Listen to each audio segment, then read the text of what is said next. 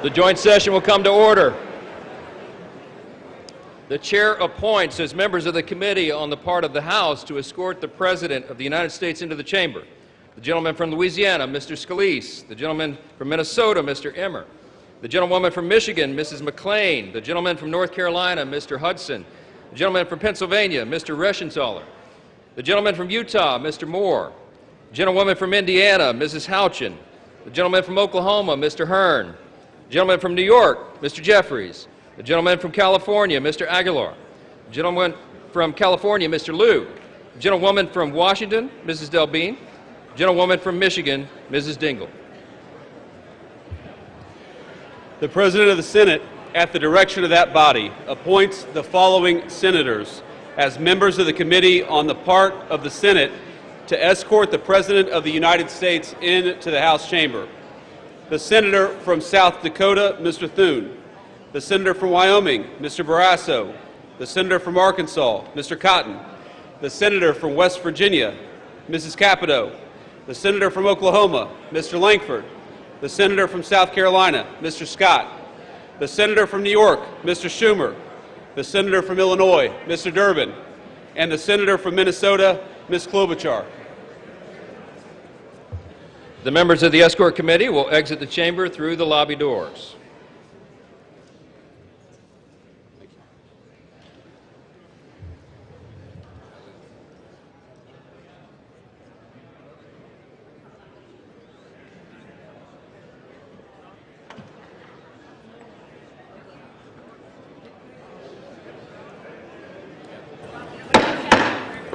Mr. Speaker, the Acting Dean of the Diplomatic Corps.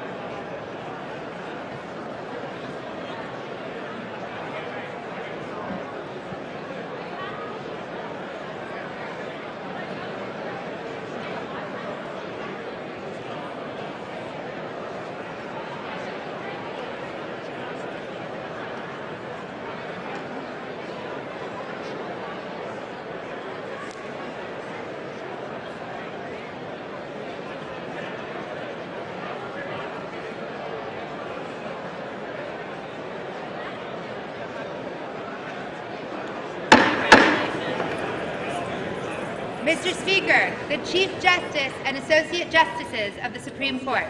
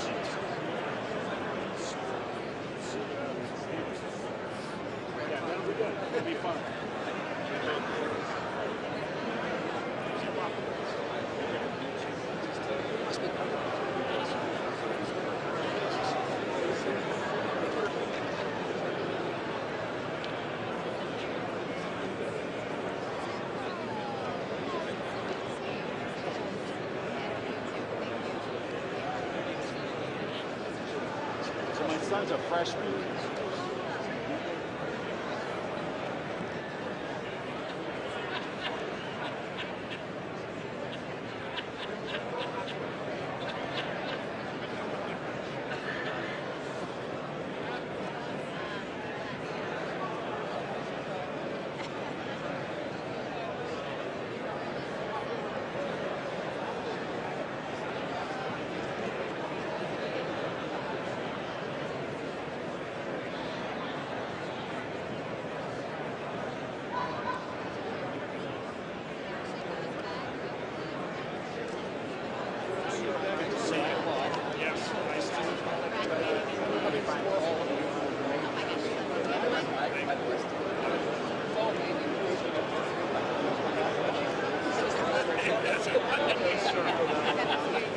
How are you? Good to see you again.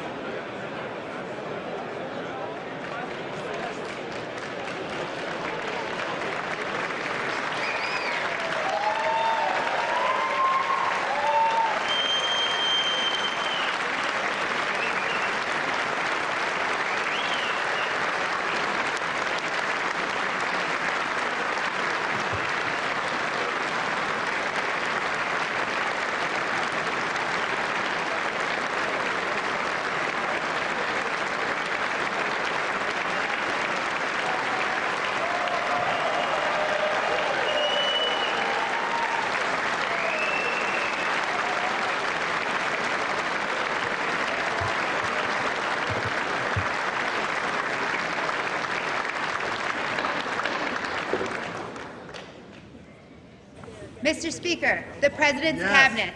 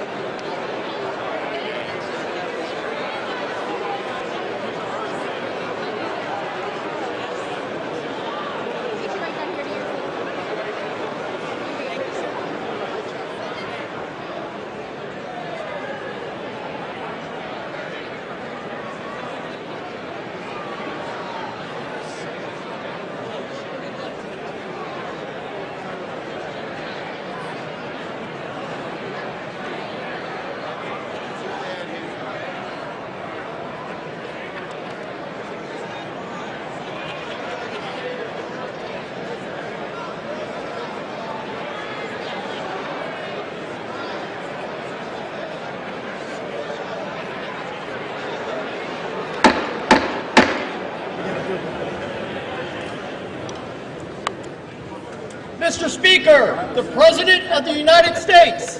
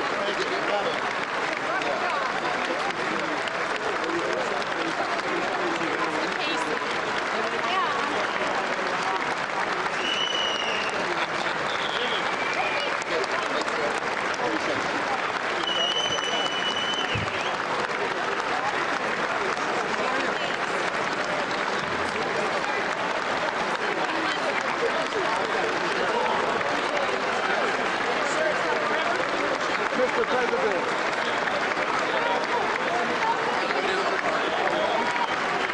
Keep them moving, Mr. Green. I'm sorry. I'm trying to keep them on time.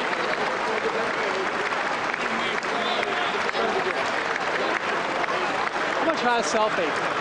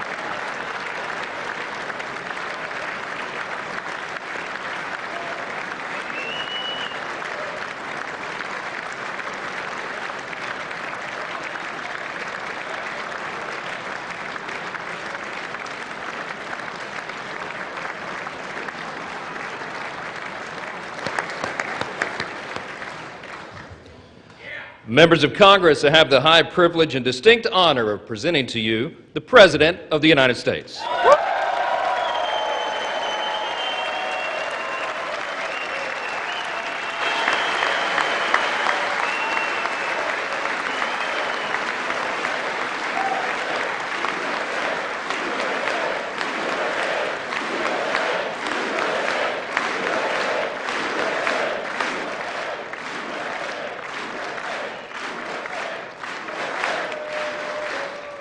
Well, thank you very much, everybody. It's really an honor. Speaker Johnson, Vice President Vance, First Lady of the United States,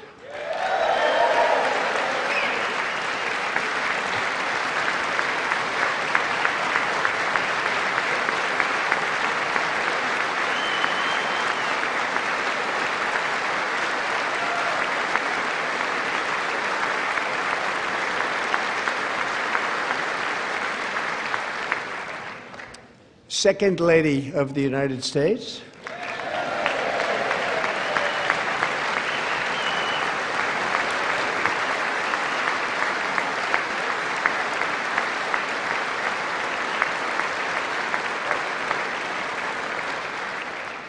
members of Congress, and my fellow Americans. Our nation is back, bigger, better, richer, and stronger than ever before.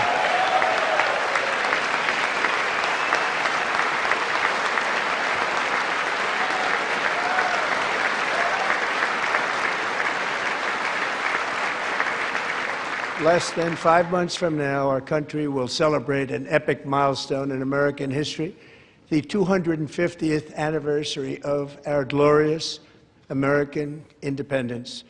This July 4th, we will mark 2.5 centuries of liberty and triumph, progress and freedom in the most incredible and exceptional nation ever to exist on the face of the earth. And you've seen nothing yet. We're going to do better and better and better. This is the golden age of America.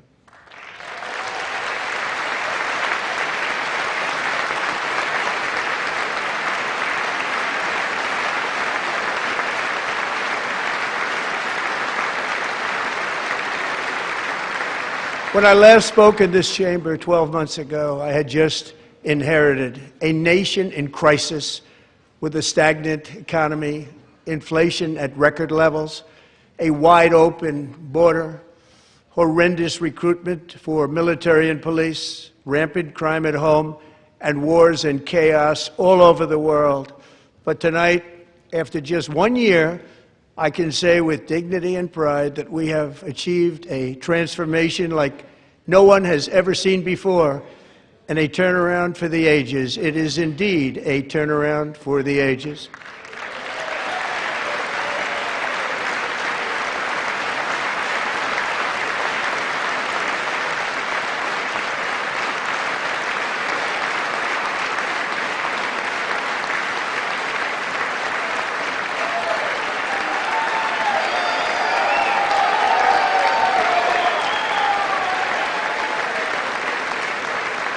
And we will never go back to where we were just a very short time ago. We're not going back. Today our border is secure.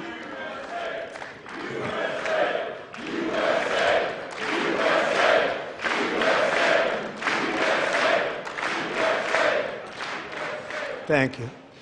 Today our border is secure. Our spirit is restored. Inflation is plummeting. Incomes are rising fast. The roaring economy is roaring like never before, and our enemies are scared, our military and police are stacked, and America is respected again, perhaps like never before.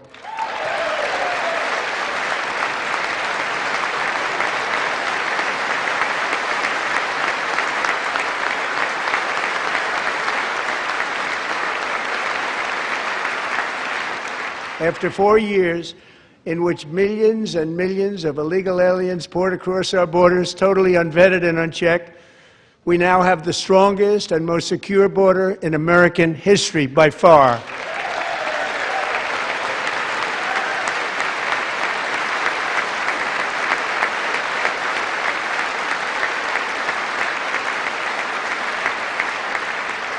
In the past 9 months, 0 illegal aliens have been admitted to the United States.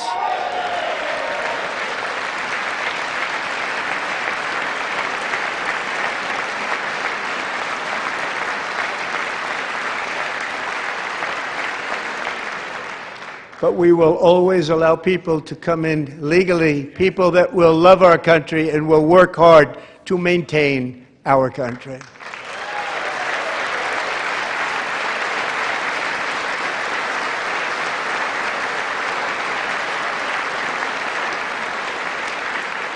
The flow of deadly fentanyl across our border is down by a record 56% in 1 year.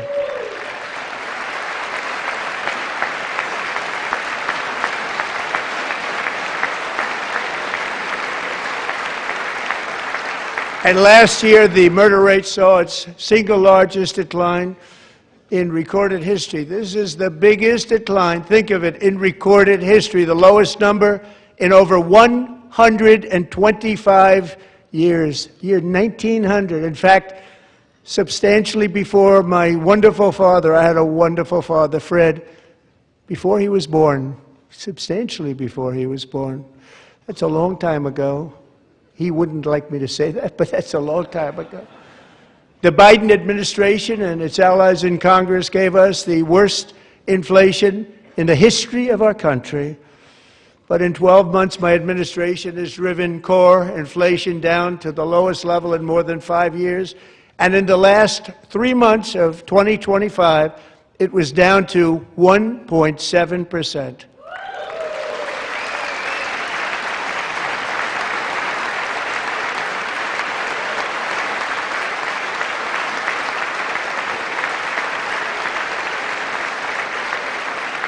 Gasoline, which reached a peak of over $6 a gallon in some states under my predecessor, it was quite honestly a disaster, is now below $2.30 a gallon in most states, and in some places $1.99 a gallon. And when I visited the great state of Iowa just a few weeks ago, I even saw $1.85 a gallon for gasoline.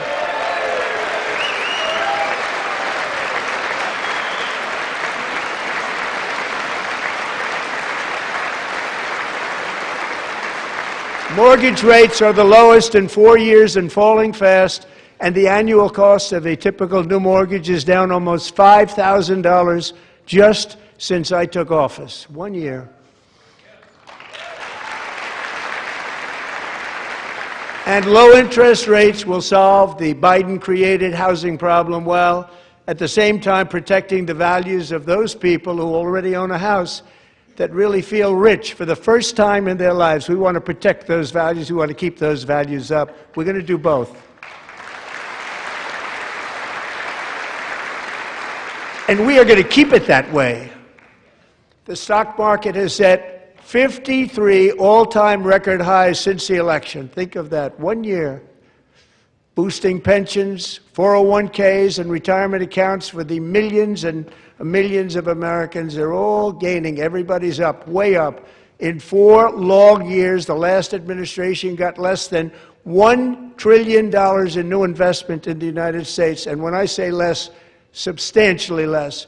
In 12 months, I secured commitments for more than $18 trillion pouring in from all over the globe.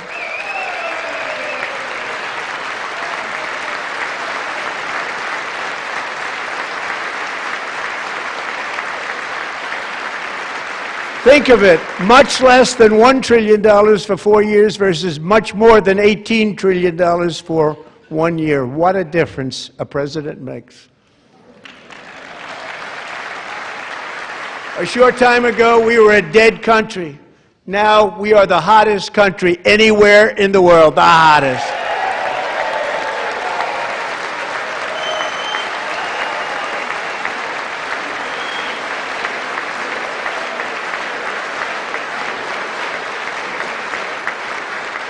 As thousands of new businesses are forming and factories, plants, and laboratories are being built, we have added 70,000 new construction jobs in just a very short period of time. It's getting bigger and bigger and stronger.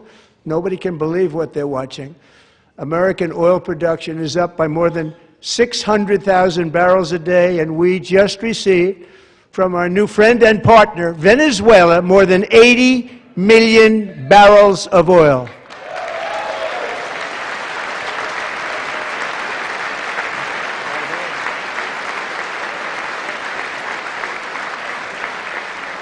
American natural gas production is at an all-time high because I kept my promise to drill, baby, drill.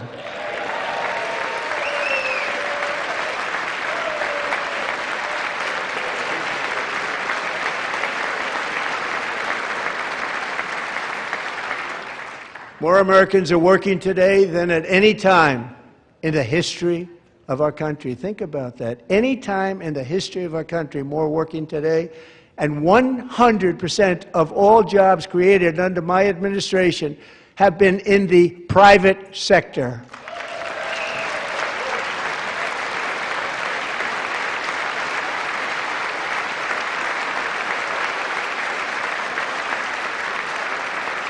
We ended DEI in America.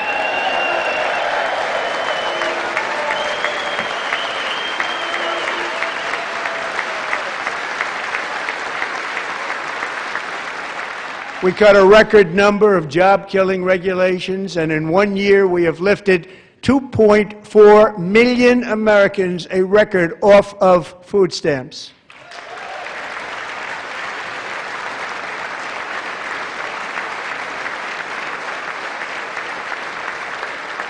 And for all of these reasons, I say tonight, members of Congress, the state of our union is strong.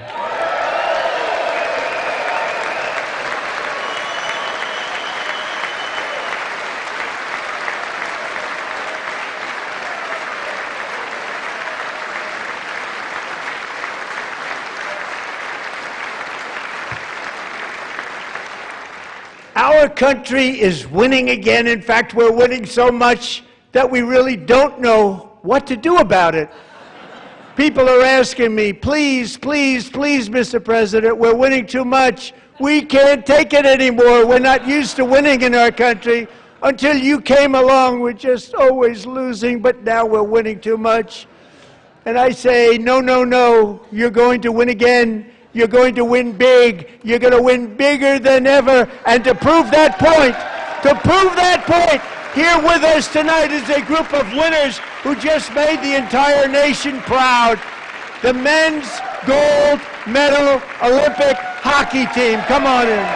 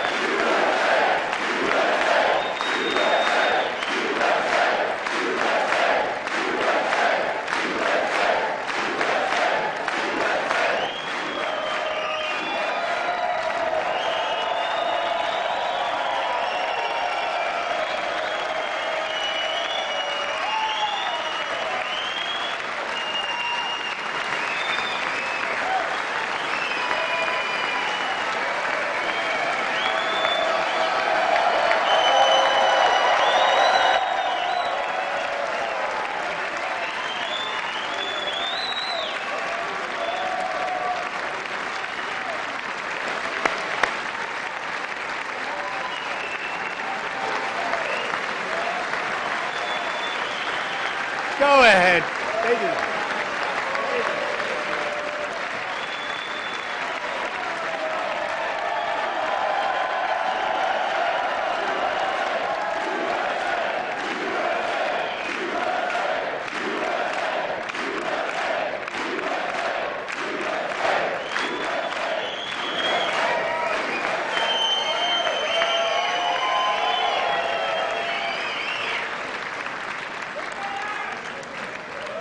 That's the first time I've ever seen them get up. And actually, not all of them did get up. But they beat a fantastic Canadian team in overtime, as everybody saw, as did the American women who will soon be coming to the White House.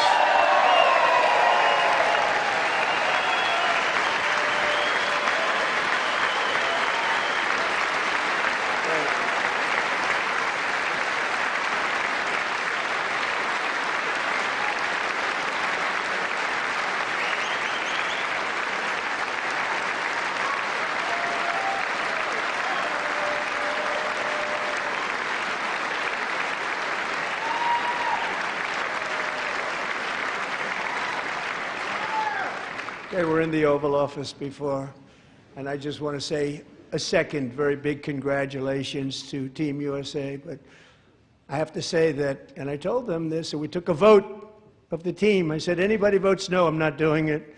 So they stood there, and they weren't about to say no, because I've never seen a goaltender play as well as goalie Connor Hellebuck.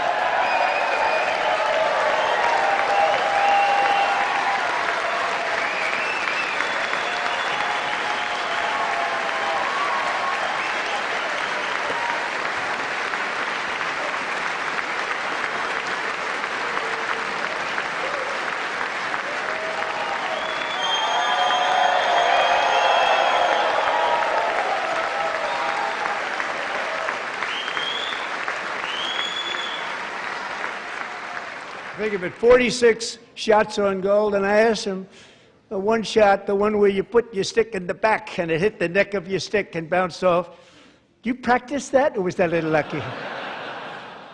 He refused to answer that question. But I just want to tell you that the members of this great hockey squad will be very happy to hear, based on their vote and my vote, and in this case my vote was more important, that I will soon be presenting Connor with our highest civilian honor, which we will be given, and which has been given to many athletes over the years. But when I say many, not too many, like 12, it's called the highest civilian honor in our country, the Presidential Medal of Freedom.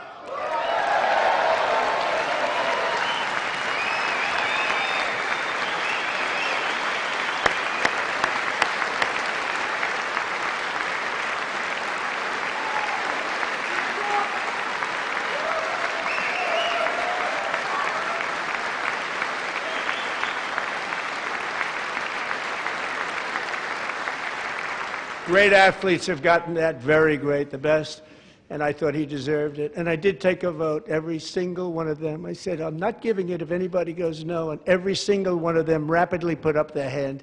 So I want to thank, what a special, what special champions you are. Thank you very much.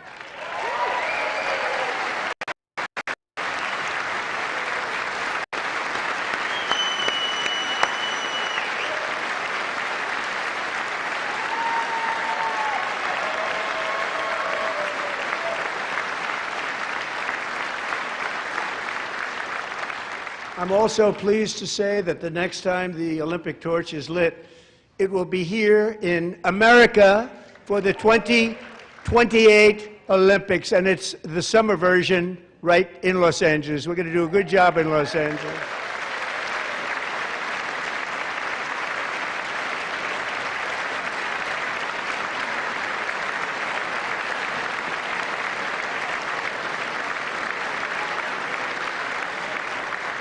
And Los Angeles is going to be safe, just like Washington, D.C. is now one of the safest cities in the country.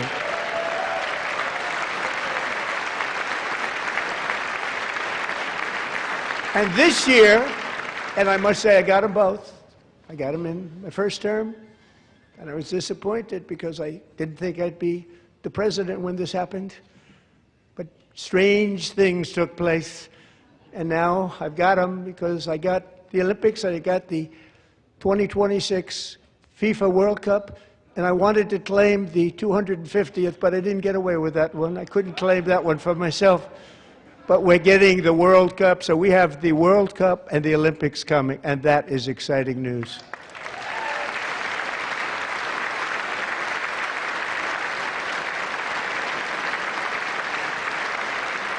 So this will be a year to celebrate our country and the heroes who have kept it free. Men like Buddy Taggart.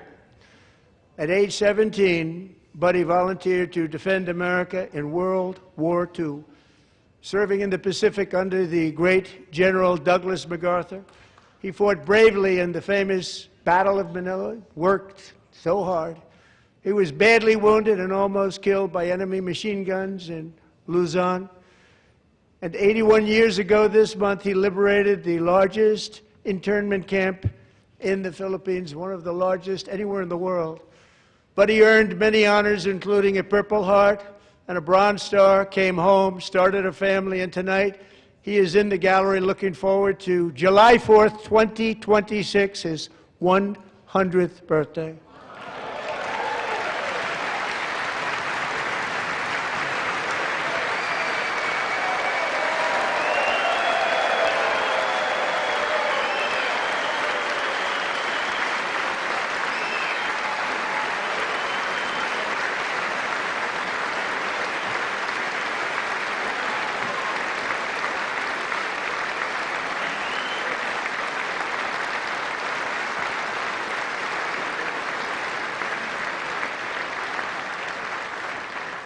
So, buddy, you're a brave man, and we salute you.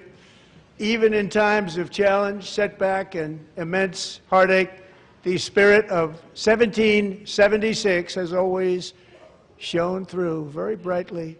It was July 4th of last year when floodwaters tore through a girls' summer camp in Central Texas. One of the worst things I've ever seen. I was there, rising 26 feet in the matter of minutes, tragically claiming many, many lives. You all remember that one. As the waters threatened to sweep her away, 11-year-old Millie Kate McClelland closed her eyes and prayed to God. She thought she was going to die. Those prayers were answered when Coast Guard rescue swimmer Scott Ruskin descended from a helicopter above. Nobody knew where he came from. It was Scott's first ever rescue mission, a young guy, but very brave, very, very top, always top in his class, and he lifted not just Millie Kate, but 164 others to safety.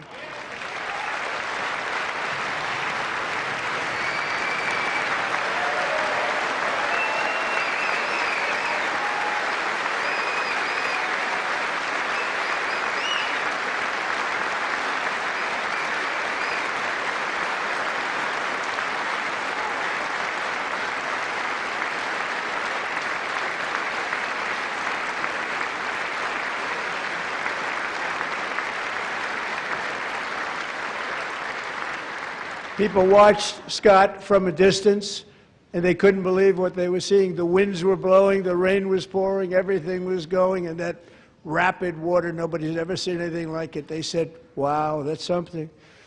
Tonight, Scott and Millie Kate are here together, reunited for the very first time. Thank you, Scott, Millie Kate.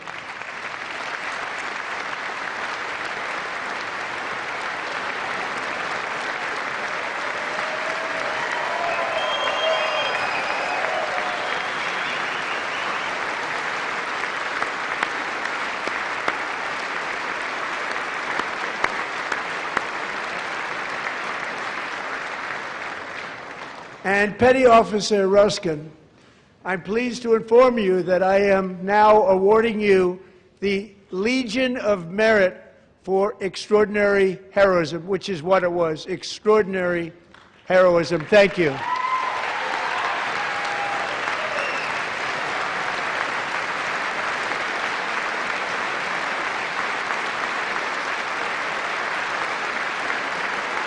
And I'd like to have the military aide to please come down and take care of the service. Military aide, thank you very much. Take care of that very important service. Thank you very much. From 1776 to today, every generation of Americans has stepped forward to defend life, liberty, and the pursuit of happiness. And they're really doing it for the next generation. But now it's our turn. Together we're building a nation where every child has the chance to reach higher and go further, where government answers to the people, not the powerful, and where the interests of hardworking American citizens are always our first and ultimate concern. That is the debt we owe to the heroes who came before us, and that is the promise we must keep to America for our 250th year. Last year, I urged this Congress to begin the mission by passing the largest tax cuts in American history, and our Republican majorities delivered so beautifully. Thank you, Republicans.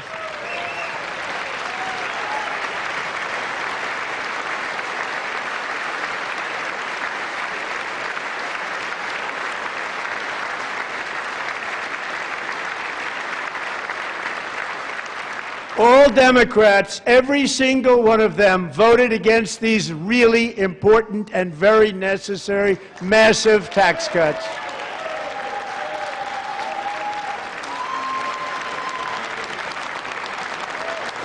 They wanted large-scale tax increases to hurt the people instead.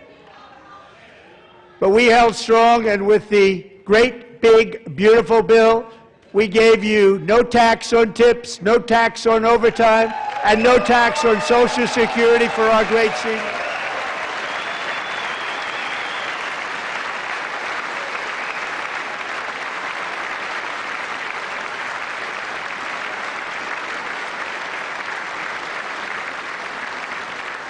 And we also made interest on auto loans tax deductible the first time, but only if the car is made in America.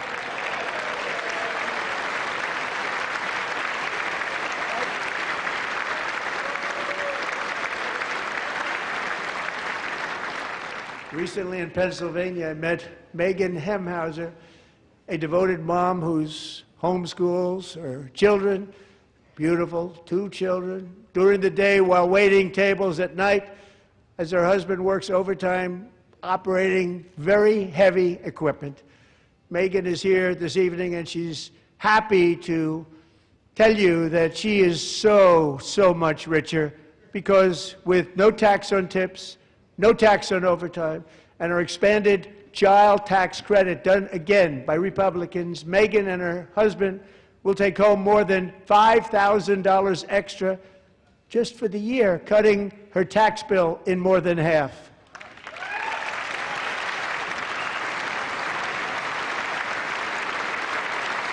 Megan, please stand up. We're fighting for you, Megan.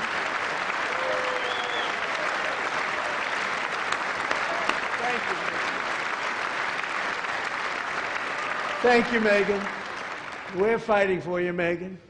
Under our bill, parents like Megan can also activate their children's brand new Trump accounts. And I didn't name it. I did not name that.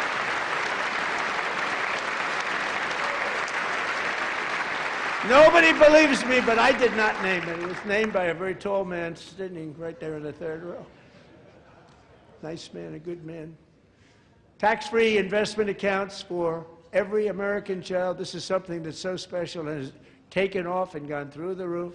Millions will be pre-funded courtesy of the U.S. Treasury and private individuals like Michael and Susan Dell, who have donated $6.25 billion to fund the Trump accounts for 25 million American children. They're great people.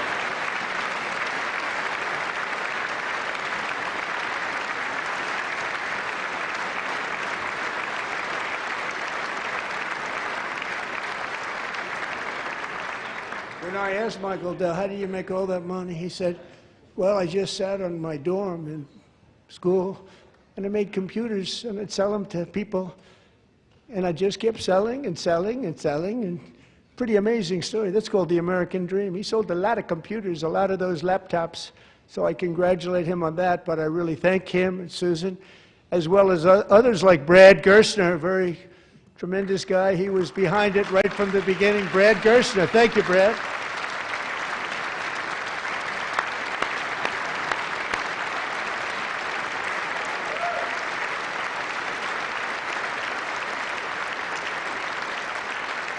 So with modest additional contributions, these young people's accounts could grow to over $100,000 or more by the time they turn 18. Think of it, how much money is that for somebody that started with nothing? Over 100,000, could be much more than that. To make this investment in our children's future, go to trumpaccounts.gov, trumpaccounts.gov. And a lot of people are doing it. It's setting every record in the book. It's popular. They knew what it was going to take. I'm so proud of them. I'm so proud of the people that got it started. And now it's just taken off. One of the primary reasons for our country's stunning economic turnaround, the biggest in history, where the Dow Jones broke 50,000 4 years ahead of schedule, and the S&P hit 7,000, where it wasn't supposed to do it for many years, were tariffs. I used these tariffs, took in hundreds of billions of dollars to make great deals for our country, both economically and on a national security basis. Everything was working well. Countries that were ripping us off for decades are now paying us hundreds of billions of dollars. They were ripping us so badly, you all know that. Everybody knows it. Even the Democrats know it. They just don't want to say it. And yet these countries are now happy, and so are we. We made deals. The deals are all done. And they're happy. They're not making money like they used to, but we're making a lot of money. There was no inflation, tremendous growth, and the big story was how Donald Trump called the economy correctly, and 22 Nobel Prize winners in economics didn't. They got it totally wrong. They got it really wrong. And then just 4 days ago, an unfortunate ruling from the United States Supreme Court.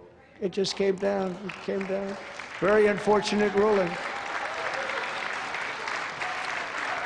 But the good news is that almost all countries and corporations want to keep the deal that they already made, right, Scott? Knowing that the legal power that I, as president, have to make a new deal could be far worse for them, and therefore they will continue to work along the same successful path that we had negotiated before the Supreme Court's unfortunate involvement. So despite the disappointing ruling, these powerful, country-saving, it's saving our country, the kind of money we're taking in, peace-protecting. Many of the wars I settled was because of the threat of tariffs. I wouldn't have been able to settle them without. Will remain in place under fully approved and tested alternative legal statutes. And they have been tested for a long time. They're a little more complex, but they're actually probably better, leading to a solution that will be even stronger than before. Congressional action will not be necessary. It's already time-tested and approved. And as time goes by, I believe the tariffs paid for by foreign countries will, like in the past, substantially replace the modern-day system of income tax, taking a great financial burden off the people that I love.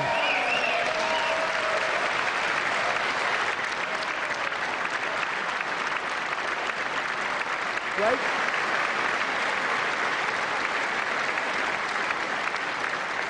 Moving forward, factories, jobs, investment, and trillions of dollars will continue pouring into the United States of America because we finally have a president who puts America first. I put America first.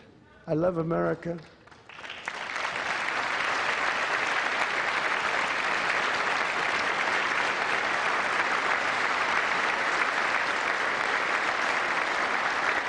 For decades before I came along, we had the exact opposite.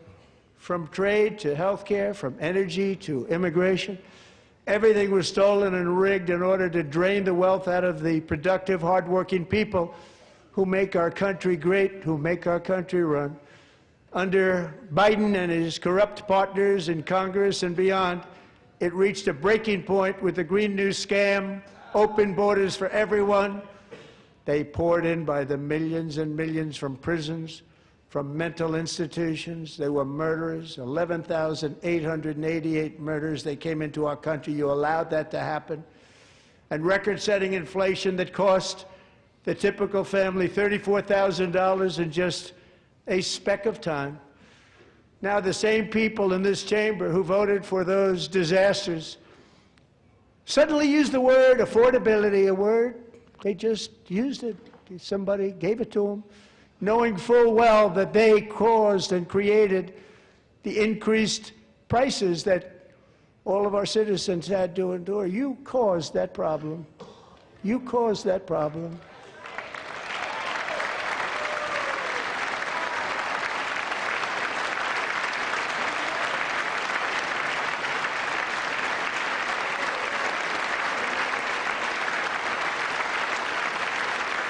They knew their statements were a lie. They knew it. They knew their statements were a dirty, rotten lie. Their policies created the high prices Our policies are rapidly ending them. We are doing really well. Those prices are plummeting downward.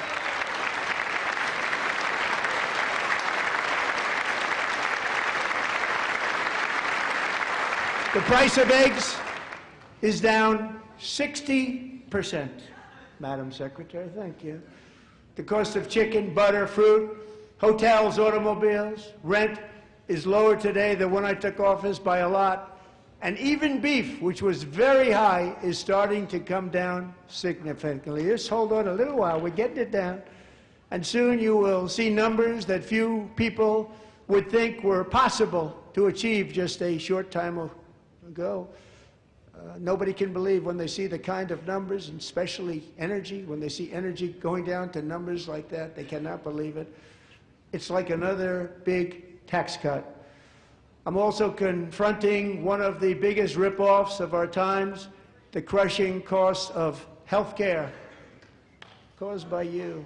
Since the passage of the Unaffordable Care Act, sometimes referred to as Obamacare, big insurance companies have gotten rich. It was meant for the insurance companies, not for the people. With our government giving them hundreds and hundreds of billions of dollars a year as their stock prices soared 1,000, 1,200, 1,400, and even 1,700%, like nothing else. That's why I introduced the great health care plan. I want to stop all payments to big insurance companies and instead give that money directly to the people so they can buy their own health care, which will be better health care at a much lower cost.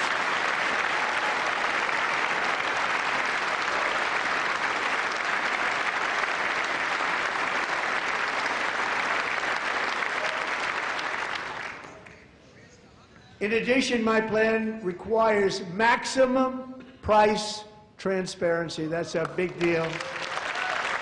Sounds so simple, so big.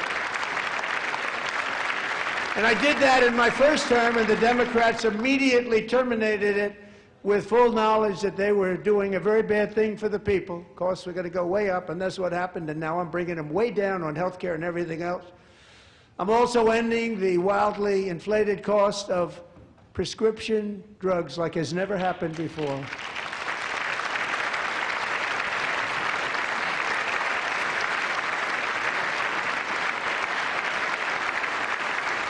Other presidents tried to do it, but they never could. They tried. Most didn't try, actually. But they tried. They said they tried. They couldn't do it. They didn't even come close. They were all talk and no action, but I got it done. Under my just enacted most favored nation agreements, Americans who have for decades paid by far the highest prices of any nation anywhere in the world for prescription drugs will now pay the lowest price anywhere in the world for drugs. Anywhere. The lowest price.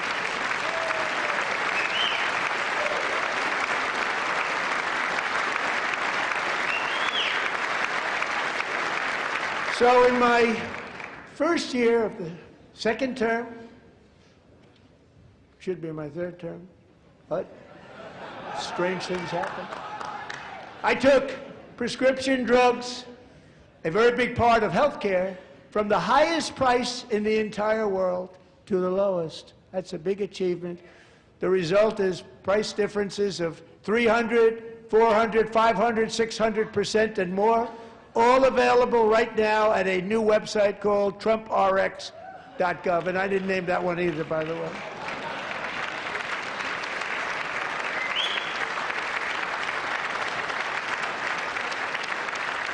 And here tonight is the very first customer ever to get that big discount, and it is big, Catherine Rayner. For 5 years, she and her husband have struggled with infertility, and they turned to IVF. One drug has been costing Catherine $4,000 to purchase, but a few weeks ago, she logged onto the TrumpRx website and got that same drug that cost $4,000, got it for under $500. A reduction of much more, actually, than $3,500. Catherine, we are all praying for you, and you're going to be a great mom.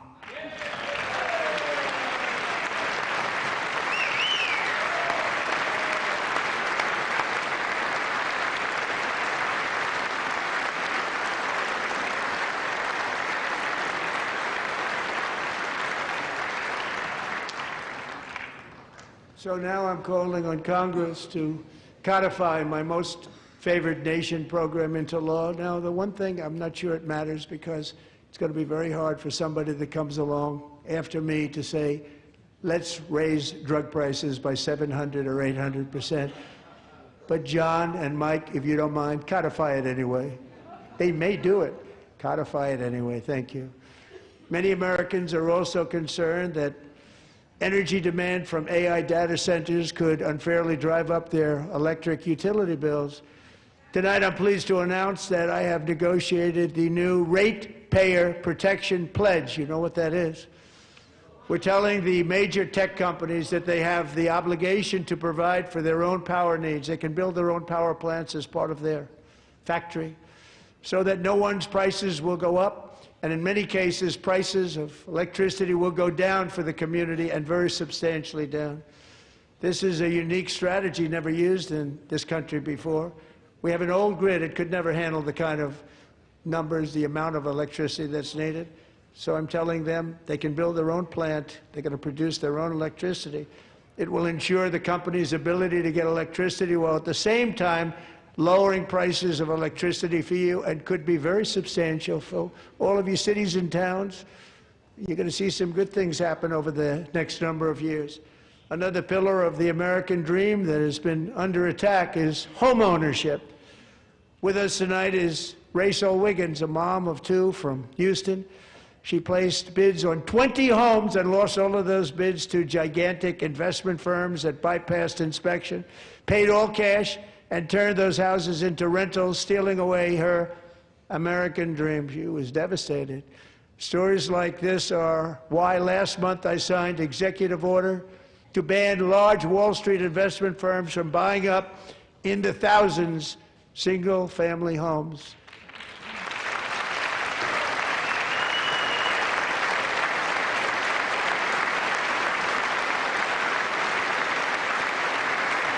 And now I'm asking Congress to make that ban permanent, because homes for people, really, that's what we want. We want homes for people, not for corporations. Corporations are doing just fine. Rachel, thank you very much. Good luck with your home. You'll get one soon.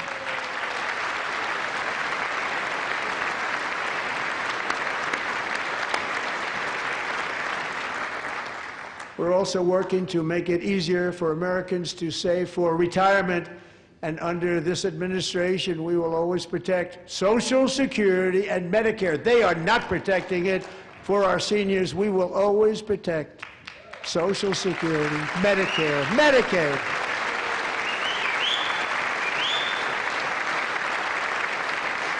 Since I took office, the typical 401k balance is up by at least $30,000. That's a lot of money. We have millions and millions of people, because the stock market has done so well, setting all those records. Your 401ks are way up. Yet half of all of working Americans still do not have access to a retirement plan with matching contributions from an employer. To remedy this gross disparity, I'm announcing that next year my administration will give these often forgotten American workers, great people, the people that built our country, access to the same type of retirement plan offered to every federal worker. We will match your contribution with up to $1,000 each year. As we ensure that all Americans can profit from a rising stock market, let's also ensure that members of Congress cannot corruptly profit from using insider information.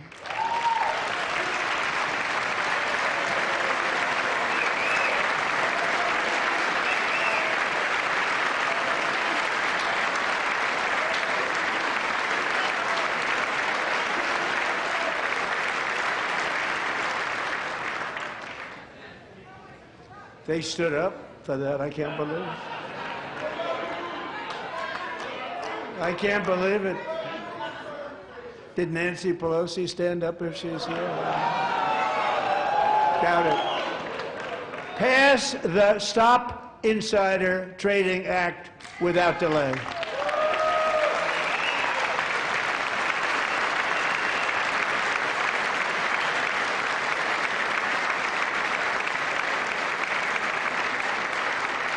I wasn't sure if anybody even on this side was going to applaud for that. I'm very impressed. Thank you. I'm very impressed. But when it comes to the corruption that is plundering, it's plundering America.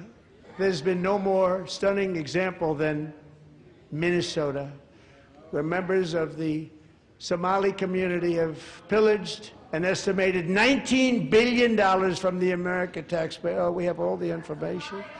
And in actuality, the number is much higher than that. And California, Massachusetts, Maine, and many other states are even worse. This is the kind of corruption that shreds the fabric of a nation, and we are working on it like you wouldn't believe. So tonight, although started 4 months ago, I am officially announcing the war on fraud to be led by our great Vice President J.D. Vance.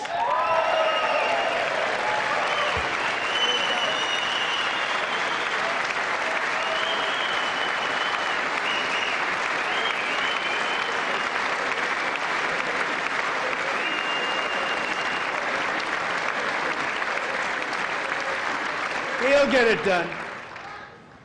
And if we're able to find enough of that fraud, we will actually have a balanced budget overnight. It'll go very quickly. That's the kind of money you're talking about. We'll balance our budget. The Somali pirates who ransacked Minnesota remind us that there are large parts of the world where bribery, corruption, and lawlessness are the norm, not the exception. Importing these cultures through unrestricted immigration and open borders brings those problems right here to the USA.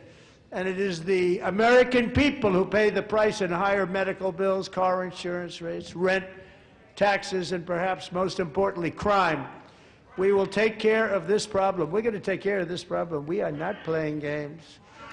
Delilah.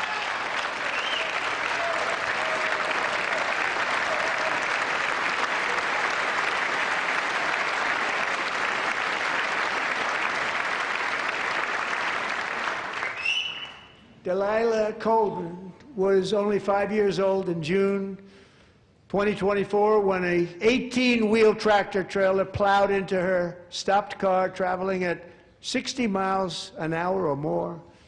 The driver was an illegal alien let in by Joe Biden and given a commercial driver's license by open borders politicians in California.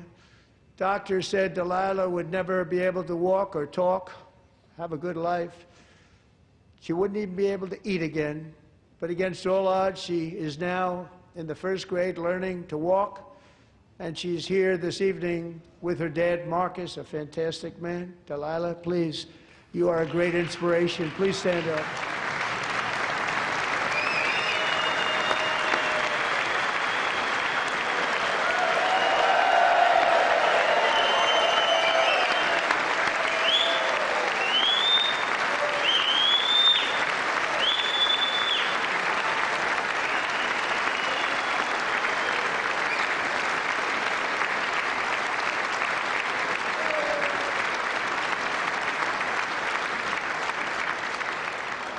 Thank you, Delilah. Many, if not most, illegal aliens do not speak English and cannot read even the most basic road signs as to direction, speed, danger, or location. That's why tonight I'm calling on Congress to pass what we will call the Delilah Law, barring any state from granting commercial driver's licenses to illegal aliens.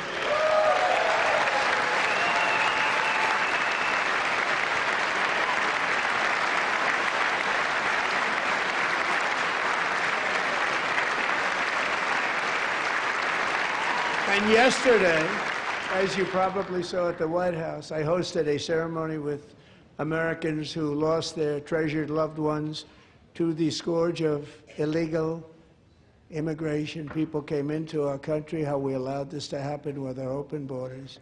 These are the angel moms and families that for decades our government betrayed and our media totally ignored. It was terrible. Hard to believe, actually. In 2023, a 16-year-old high school cheerleader named Elizabeth Medina was supposed to perform in her town's Christmas parade, but she never arrived. Her mother, Jacqueline, went home to look for her, and she found her lying dead in a bathtub, bleeding profusely after being stabbed 25 times. Lizbeth's killer was a previously arrested illegal alien who had broken in and brutally extinguished the brightest light in her family's life, violently and viciously. Her heartbroken mother is in the gallery to remind everyone in this chamber exactly why we are deporting illegal alien criminals to our country at record numbers, and we're getting them the hell out of here fast. We don't want them.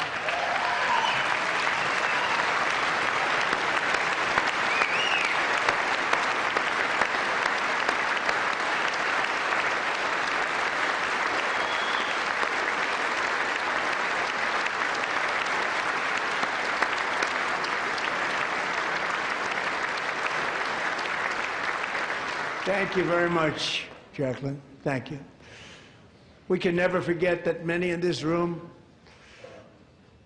not only allowed the border invasion to happen before I got involved, but indeed they would do it all over again if they ever had the chance. If they ever got elected, they would open up those borders to some of the worst criminals anywhere in the world. The only thing standing between Americans and a wide open border right now is President Donald J. Trump and our great Republican patriots in Congress. Thank you. Thank you.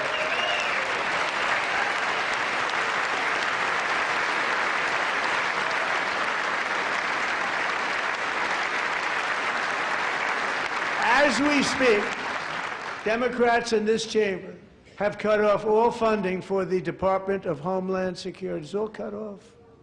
It's all cut off.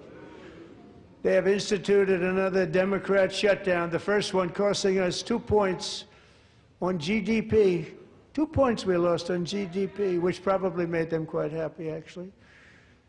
Now they have closed the agency responsible for protecting Americans from terrorists and murderers. Tonight I'm demanding the full and immediate restoration of all funding for the border security, homeland security of the United States, and also for helping people clean up their snow. We have no money because of the Democrats, and it would be nice, we'd love to give you a hand at cleaning it up, but you gave no money. Nobody's getting paid. It's a shame. So you have to think about it. We have, in case you didn't know, a pretty large snowstorm out there. One of the great things about the State of the Union is how it gives Americans the chance to see clearly what their representatives really believe. So tonight I'm inviting every legislator to join with my administration in reaffirming a fundamental principle. If you agree with this statement, then stand up and show your support. The first duty of the American government is to protect American citizens, not illegal aliens.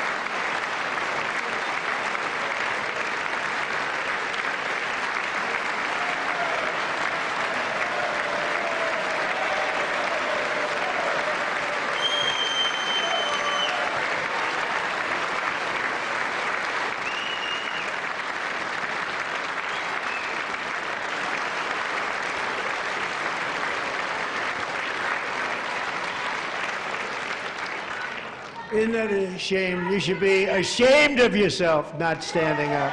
You should be ashamed of yourself. That is why I'm also asking you to end deadly sanctuary cities that protect the criminals and enact serious penalties for public officials who block the removal of criminal aliens. In many cases, drug lords, murderers all over our country, they're blocking the removal of these people out of our country, and you should be ashamed of yourself.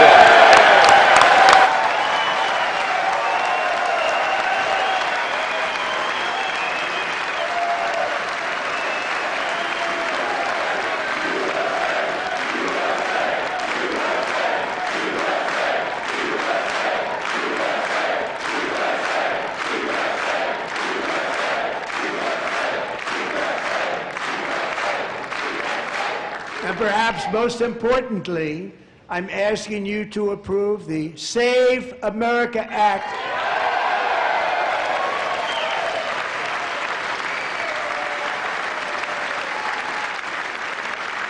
To stop illegal aliens and others who are unpermitted persons from voting in our sacred American elections. That cheating is rampant in our elections. It's rampant. It's very simple. All voters must show voter ID.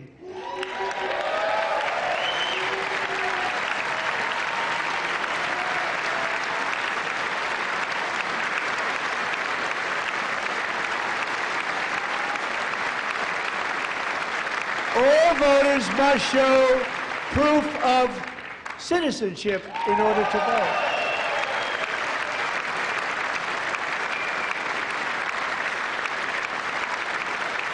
And no more crooked mail-in ballots except for illness, disability, military, or travel. None.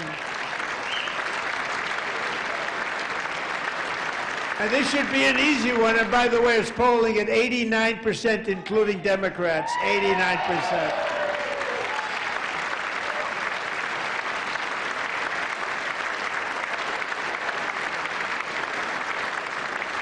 And even the new communist mayor of New York City, I think he's a nice guy, actually.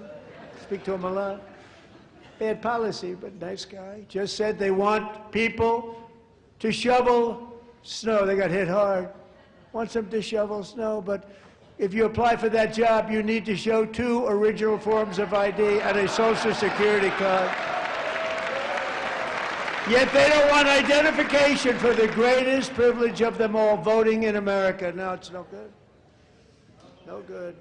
Both Republicans and Democrats overwhelmingly agree on the policy that we just enunciated.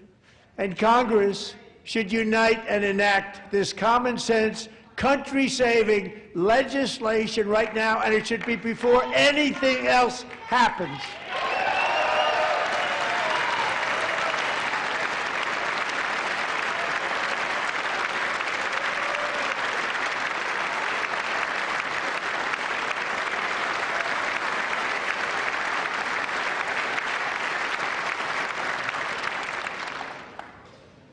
And the reason they don't want to do it, why would anybody not want voter ID? One reason, because they want to cheat. There's only one reason. They make up all excuses. They say it's racist. They come up with things you almost say, what imagination they have. They want to cheat. They have cheated. And their policy is so bad that the only way they can get elected is to cheat. And we're going to stop it. We have to stop it, John.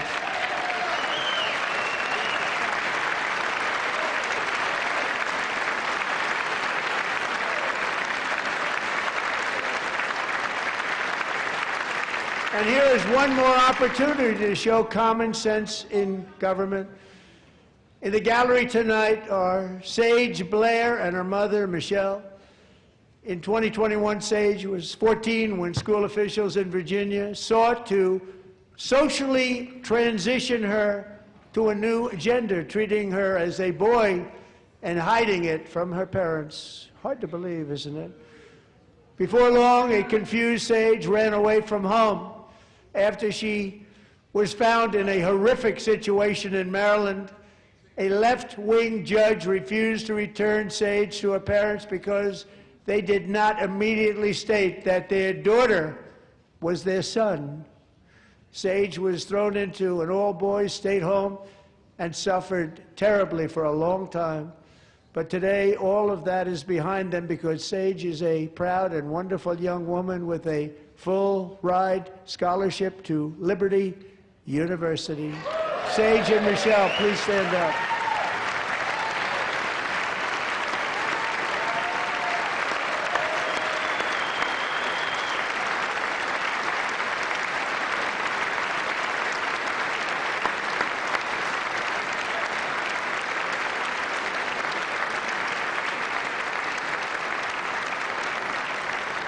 And thank you for your great bravery. And who can believe that we're even speaking about things like this?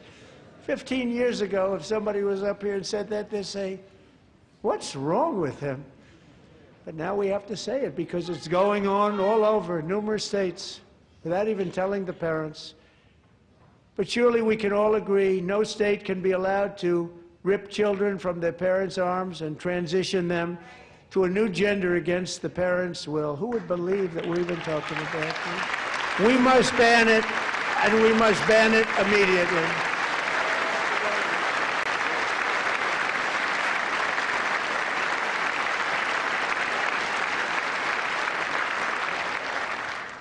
Look, nobody stands up. These people are crazy, I'm telling you. They're crazy.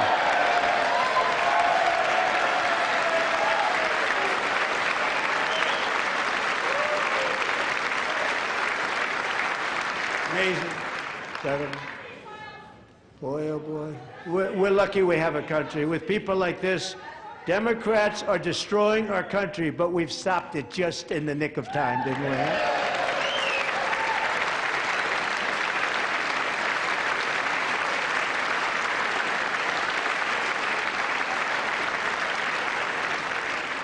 No one cares more about protecting America's youth than our wonderful First Lady, now a movie star. She's a movie star. Can you believe it?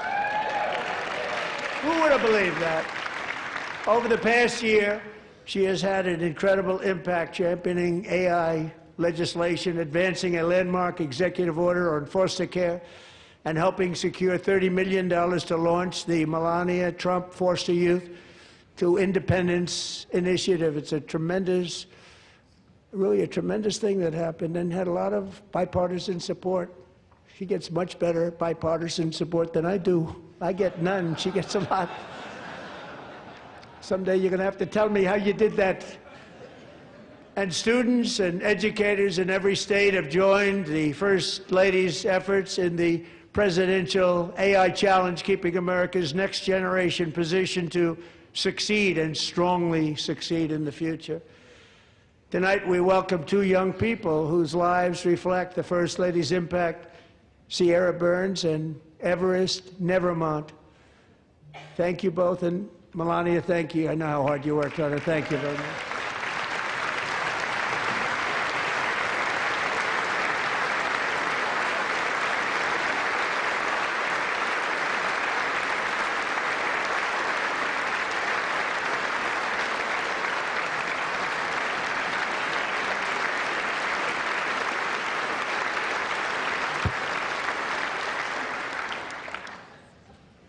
I'm very proud to say that during my time in office, both the first 4 years and in particular this last year, there has been a tremendous renewal in religion, faith, Christianity, and belief in God. Tremendous renewal.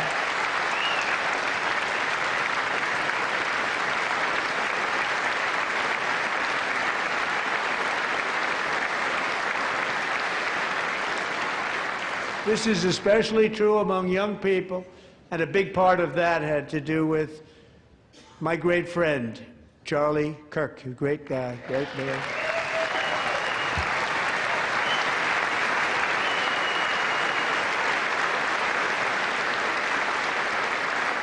So last year, Charlie was violently murdered by an assassin and martyred, really martyred for his beliefs. His wonderful wife, Erica, is with us tonight. Erica, please stand.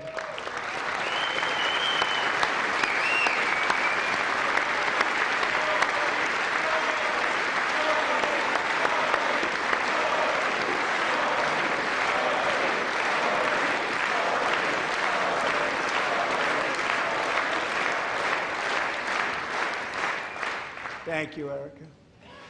Been through a lot. In Charlie's memory, we must all come together to reaffirm that America is one nation under God, and we must totally reject political violence of any kind.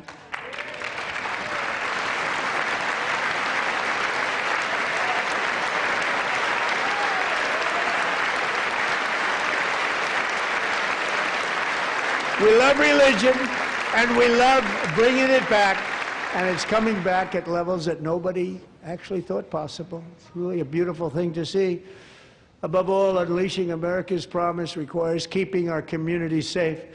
We have made incredible strides, yet dangerous repeat offenders continue to be released by pro-crime Democrat politicians again and again. We are honored to be joined tonight by a woman who's been through hell, Anya Zaretska.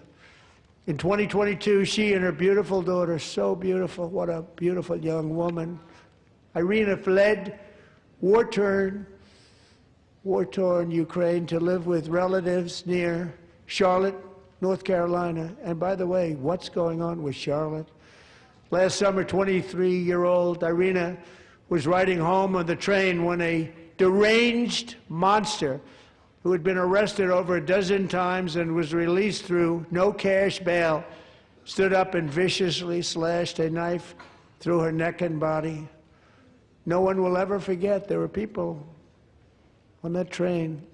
No one will ever forget the expression of terror on Irina's face as she looked up at her attacker in the last seconds of her life. She died instantly.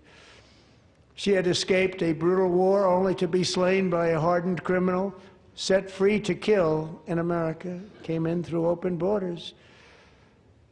Mrs. Zaretska, tonight I promise you we will ensure justice for your magnificent daughter, Irina.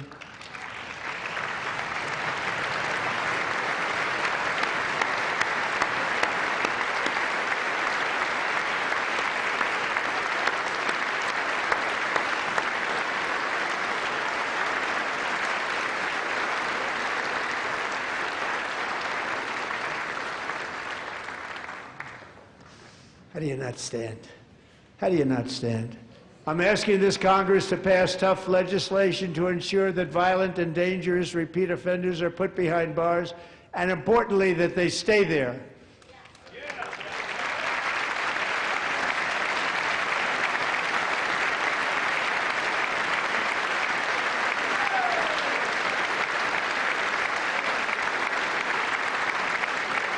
Starting last summer, I deployed our National Guard and federal law enforcement to restore law and order to our most dangerous cities, including Memphis, Tennessee, big success, New Orleans, Louisiana, big success, and our nation's capital itself, Washington, D.C., where we have almost no crime anymore in Washington, D.C. How did that happen?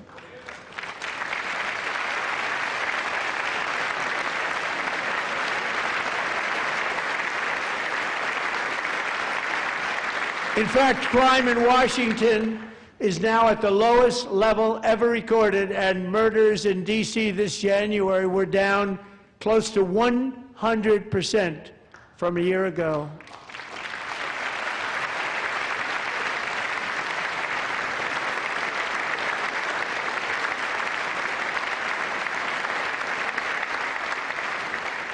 I don't like to hear that.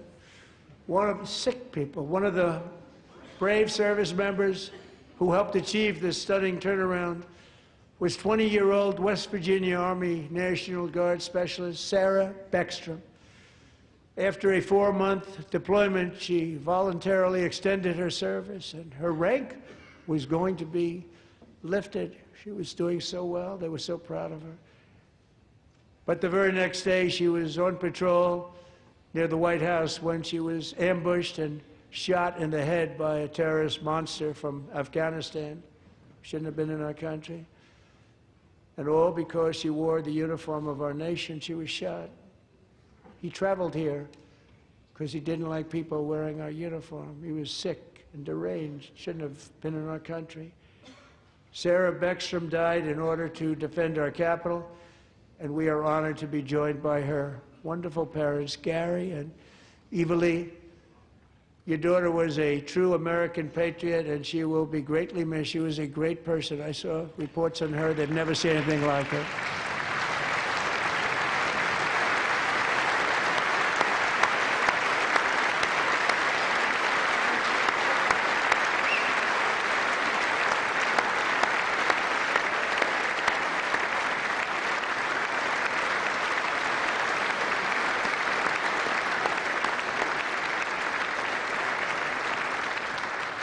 So sorry. Thank you very much. A great young lady. I saw reports that were like, perfect. She was perfect. Serving alongside Sarah that day was Staff Sergeant Andrew Wolf. The terrorist shot Andrew in the head, and no one thought he could possibly make it. The two of them, Sarah and Andrew, both shot violently in the head. Neither was expected to make it. They weren't even given a chance, except his wonderful mother, named Melody, who I spoke to the same night, and she was so positive. The doctors thought that Andrew was gone, but his mother said, no, no, Mr. President, Andrew will be fine. He's going to make it. I've never seen anything like it. I mean, he was given almost no chance. She said, I have no doubt, sir, he's going to be okay. This was a conversation that I had with her that night, with her son laying helplessly in bed, blood all over. Everybody is praying, she said, sir, he will be okay. The doctors didn't understand what she was saying, and after looking at the results of the damage done, neither did I. She was so strong and conclusive that even Andrew's great father felt she didn't really understand the gravity of the situation. But she turned out to be right. Right, Melody? She turned out to be right.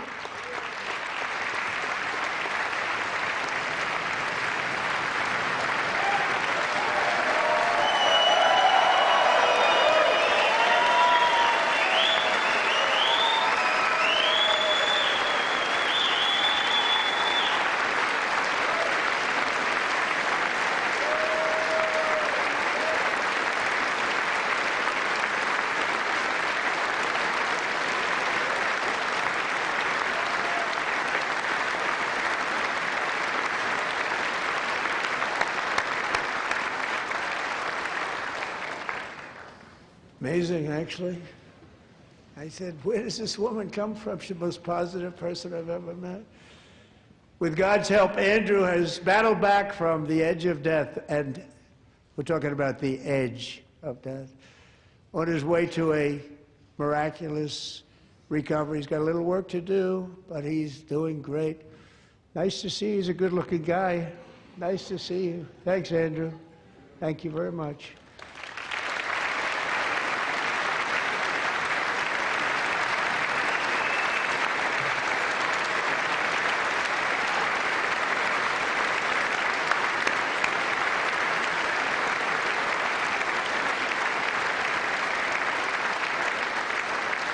So, Andrew, while you're up, now I'm going to ask a highly respected General James Seward to present Staff Sergeant Andrew Wolf and the great family of Sarah Beckstrom with the award created by our late great President George Washington himself. It's called the Purple Heart.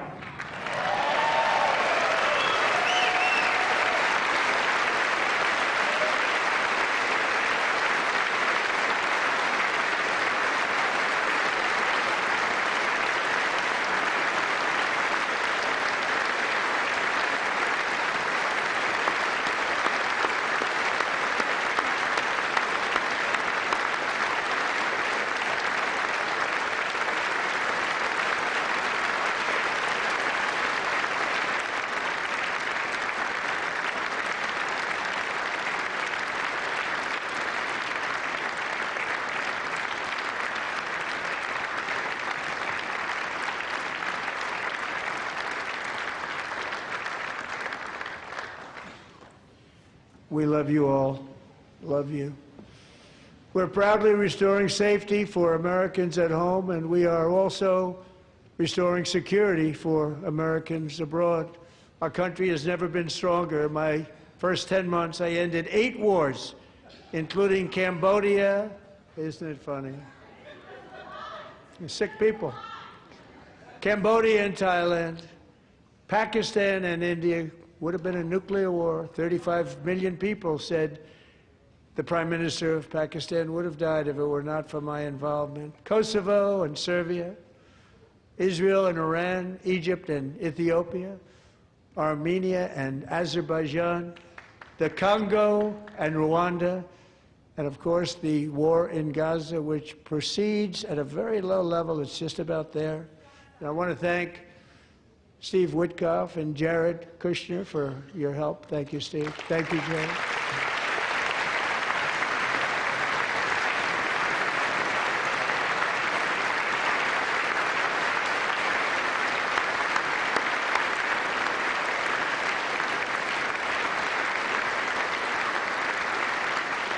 And I also want to thank the man they report to, Secretary of State Marco Rubio. Thank you, Marco.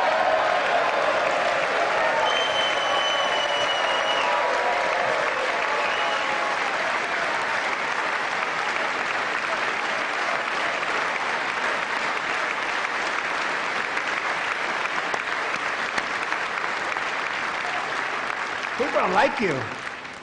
You know, Marco got 100% of the votes when he was in confirmation. I think our next one was about 54%. And some of the Democrats are now saying, I can't believe we approved that guy.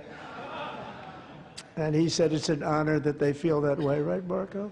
You have done a great job, great Secretary of State. I think he'll go down as the best ever.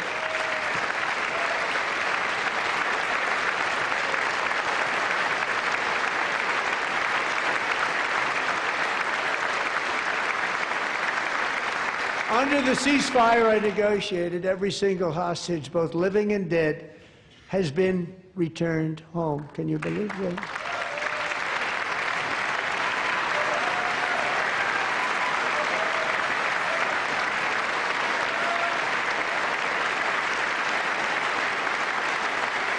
Nobody thought it was possible. Nobody thought that was possible. Both living and dead. And those parents who had a dead son, their boy, they'd always tell me their boy, they wanted him as much as though he were living. That was an amazing period of time. And they came back, and when we got all of the living hostages back, and many, many before them, but I always said those last 20 are going to be very tough, but we got many, many more, hundreds. But I said those last 20 are going to be tough. We got them back. But we only got back 14 or 15 of the dead, of the 28. And believe it or not, Hamas worked along with Israel, and they dug, and they dug, and they dug. It's a tough thing to do, going through bodies all over, passing up 100 bodies sometimes for each one that they found. Tough job. And they finally got it back to 27. And then Steve and Jared, they got it back to 28. They found all 28. Nobody thought that was possible, but we did it. And I remember the family of the 28th. They were so grieved, but they were so happy as it's possible to be. They had their boy back. The mother said, "Sir, we have our boy back." What a period of time that was, but we got them all back. So thank you both very much. Great job.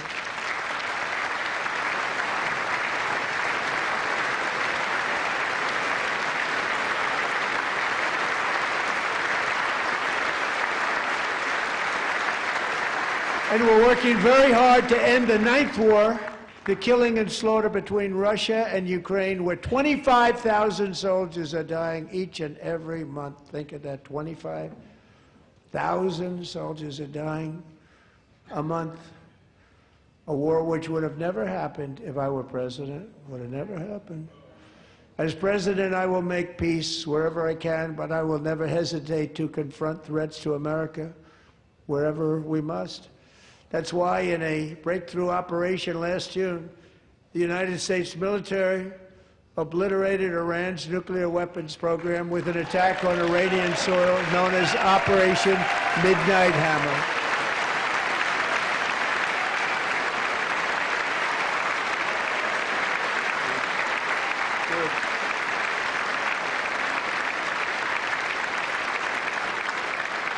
For decades, it had been the policy of the United States never to allow Iran to obtain a nuclear weapon. Many decades. Since they seized control of that proud nation 47 years ago, the regime and its murderous proxies have spread nothing but terrorism and death and hate. They've killed and maimed thousands of American service members and hundreds of thousands and even millions of people with what's called roadside bombs. They were the kings of the roadside bomb. And we took out Soleimani. I did that during my first term. Had a huge impact. He was the father of the roadside bomb.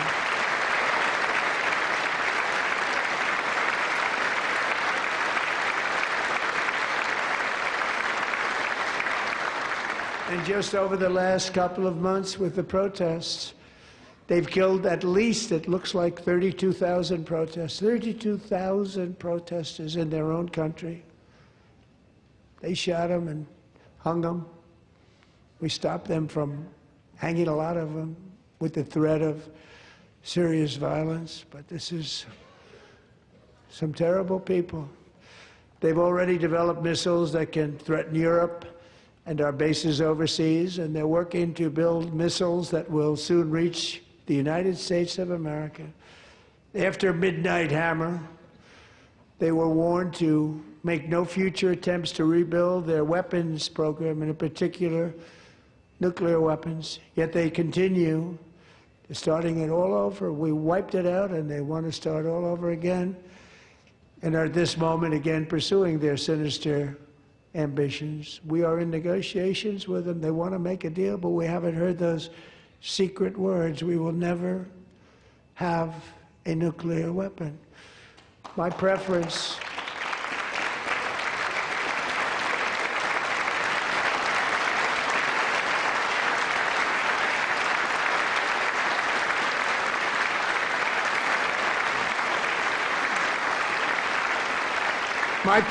is to solve this problem through diplomacy.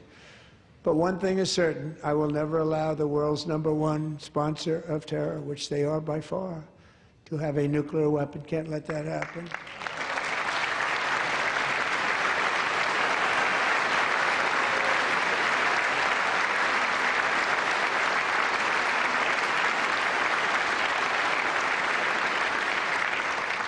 And no nation should ever doubt America's resolve. We have the most powerful military on earth. I rebuilt the military in my first term. We're going to continue to do so. Also, we just approved a $1 trillion budget. We have no choice. We have to be strong, because hopefully we will seldom have to use this great power that we built together. It's really called peace through strength, and it's been very, very effective.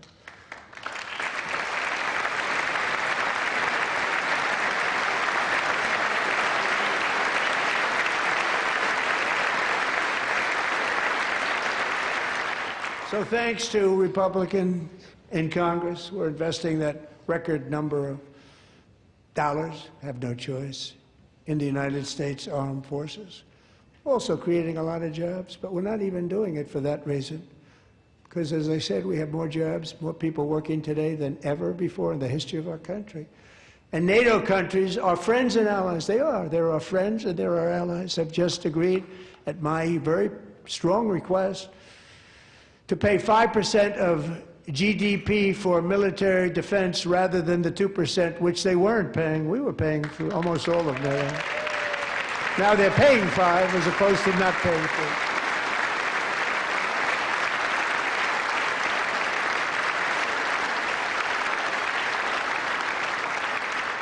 And getting that 5% was something which everyone said would never be done, could not happen. We got it really easily with one meeting.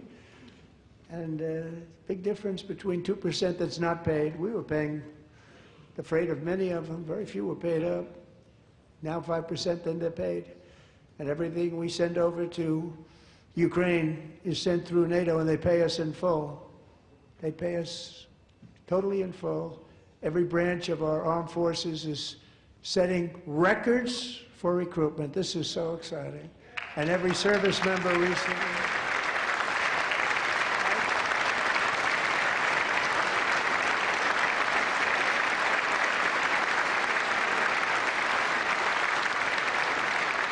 And every service member recently received a warrior dividend of $1,776.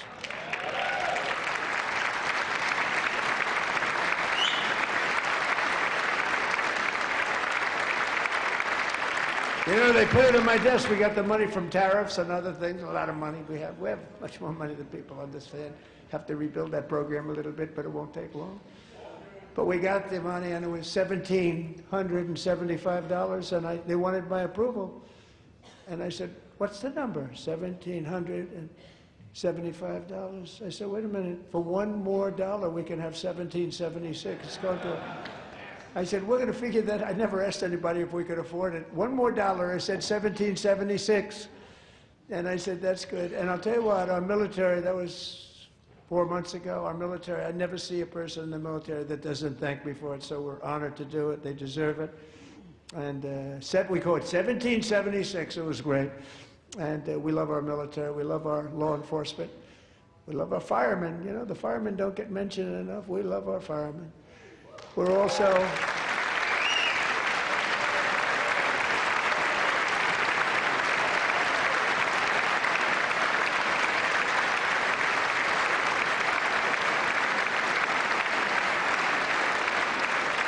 We're also restoring American security and dominance in the Western Hemisphere, acting to secure our national interests and defend our country from violence, drugs, terrorism, and foreign interference. For years, large swaths of territory in our region, including large parts of Mexico, really large parts of Mexico, have been controlled by murderous drug cartels.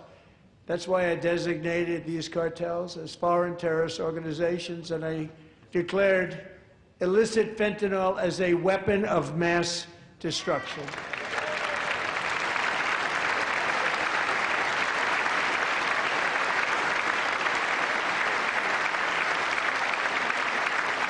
And with our new military campaign, we have stopped record amounts of drugs coming into our country and virtually stopped it completely coming in by water or sea. You probably noticed that. We very seriously damaged their fishing industry also. Nobody wants to go fishing anymore. We've also taken down one of the most sinister cartel kingpins of all. You saw that yesterday. In January,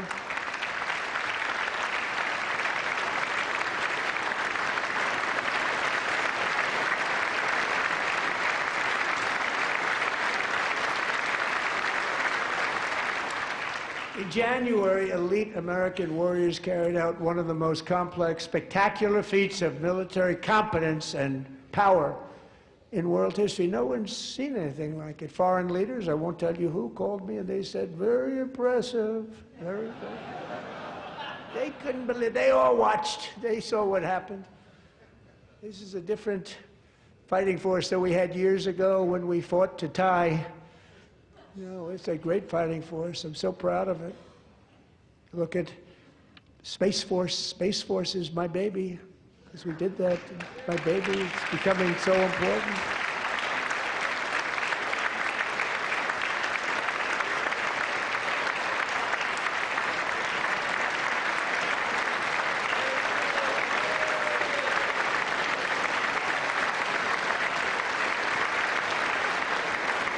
And America's armed forces overwhelmed all defenses and utterly defeated an enemy, good fighters, to end the reign of outlawed dictator Nicolas Maduro and bring him to face American justice.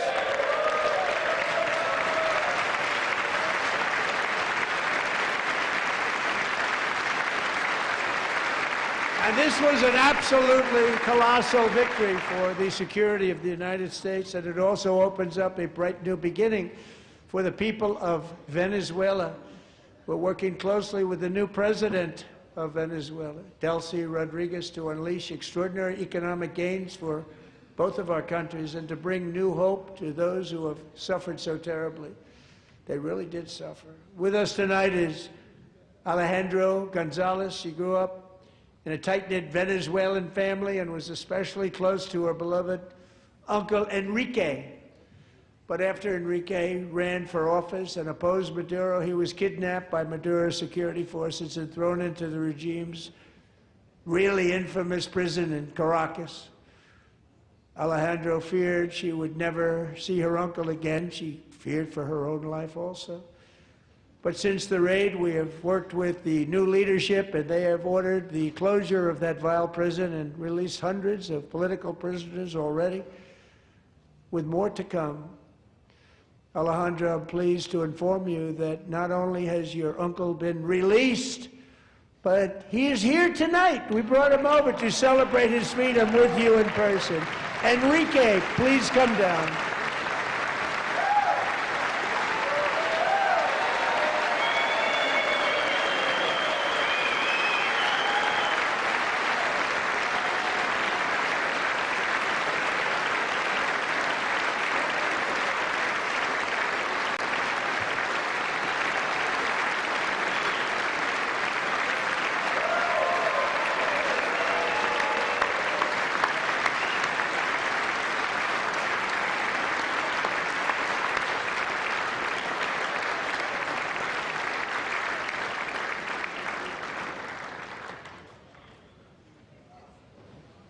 Thank you, Enrique. Have a good time.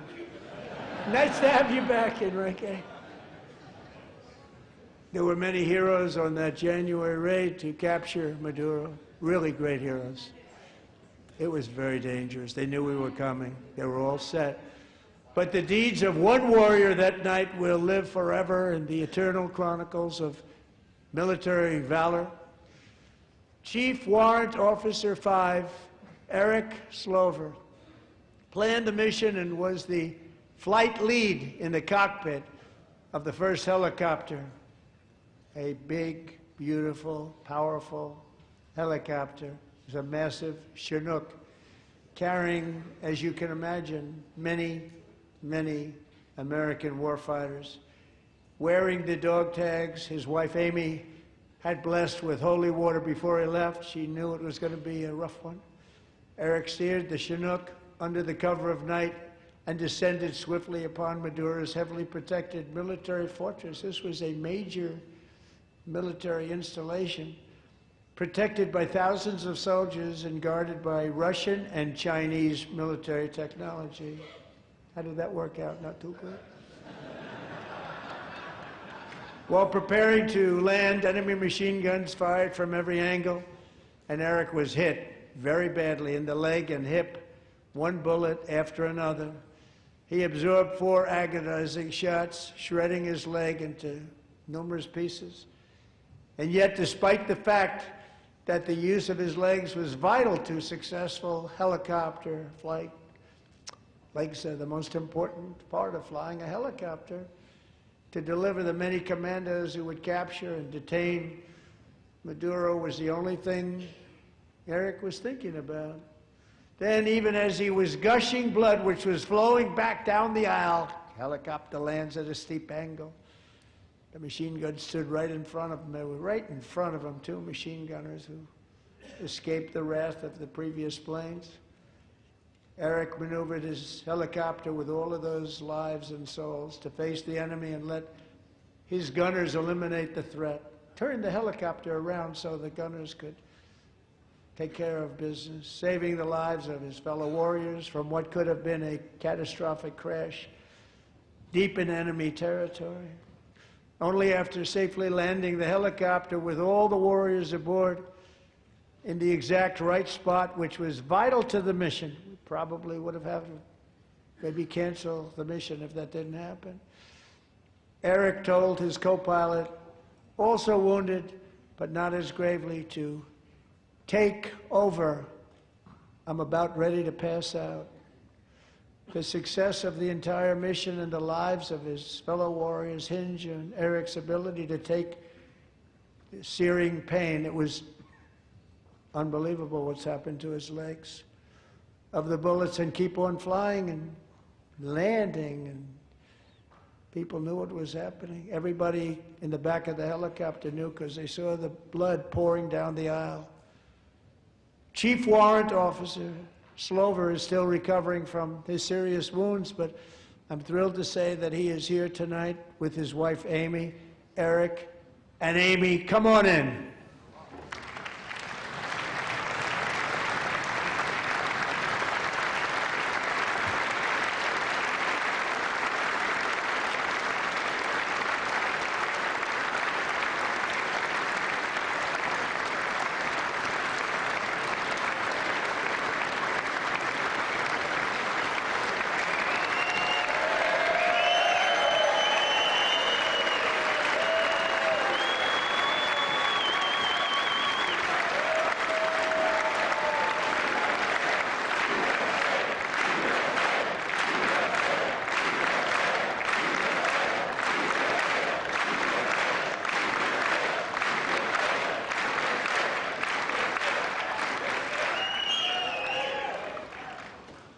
So we have a surprise for Eric and Amy.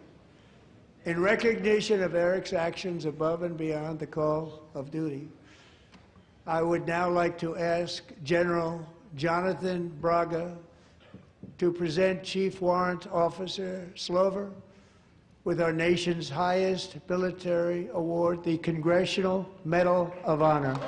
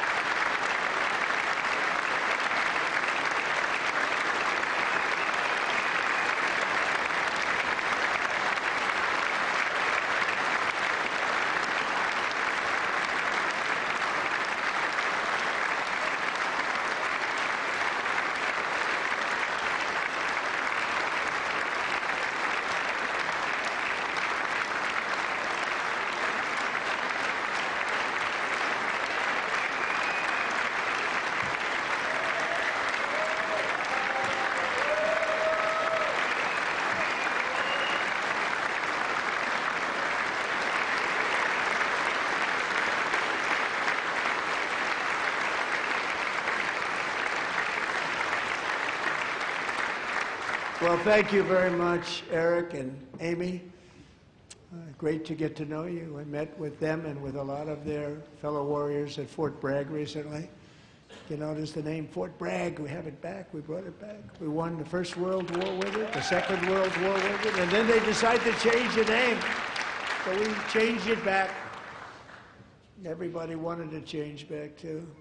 And 10 of Eric's fellow warriors from that incredible night of victory will also be receiving medals at a private ceremony that will soon be held at the White House, and Eric will be there. Thank you.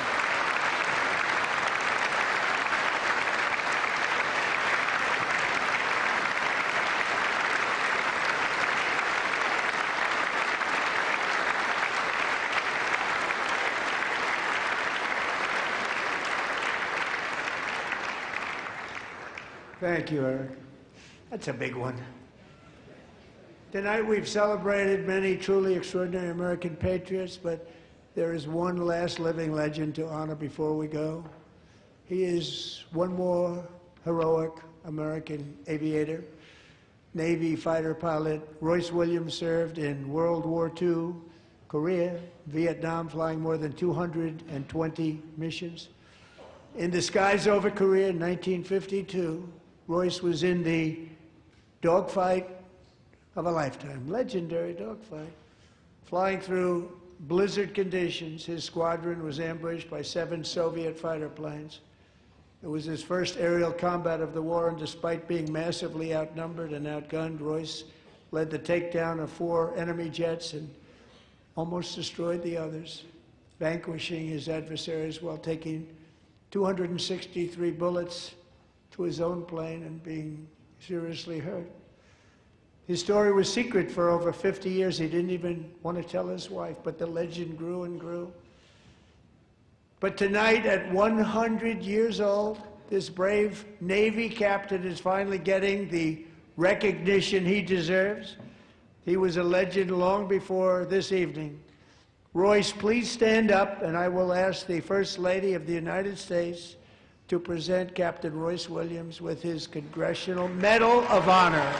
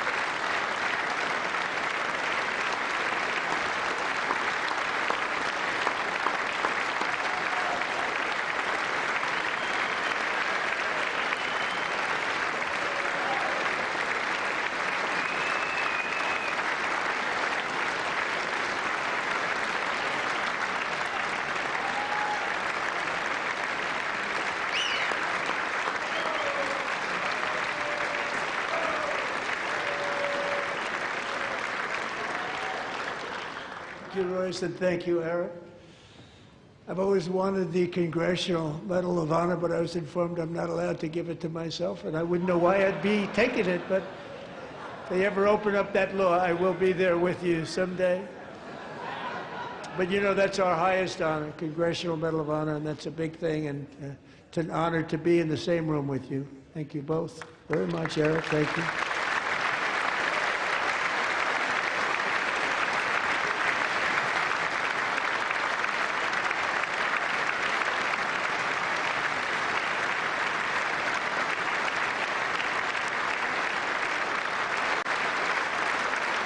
Thank you. 250 years is a long time in the life of a nation, but in another sense, it's really a mere moment in the eye of history. Two of the gentlemen we met in the gallery this evening took their first breaths 1 century ago, 100 years before that, on July 4th, 1826, the author of the Declaration of Independence, brilliant, Thomas Jefferson, drew his last breath.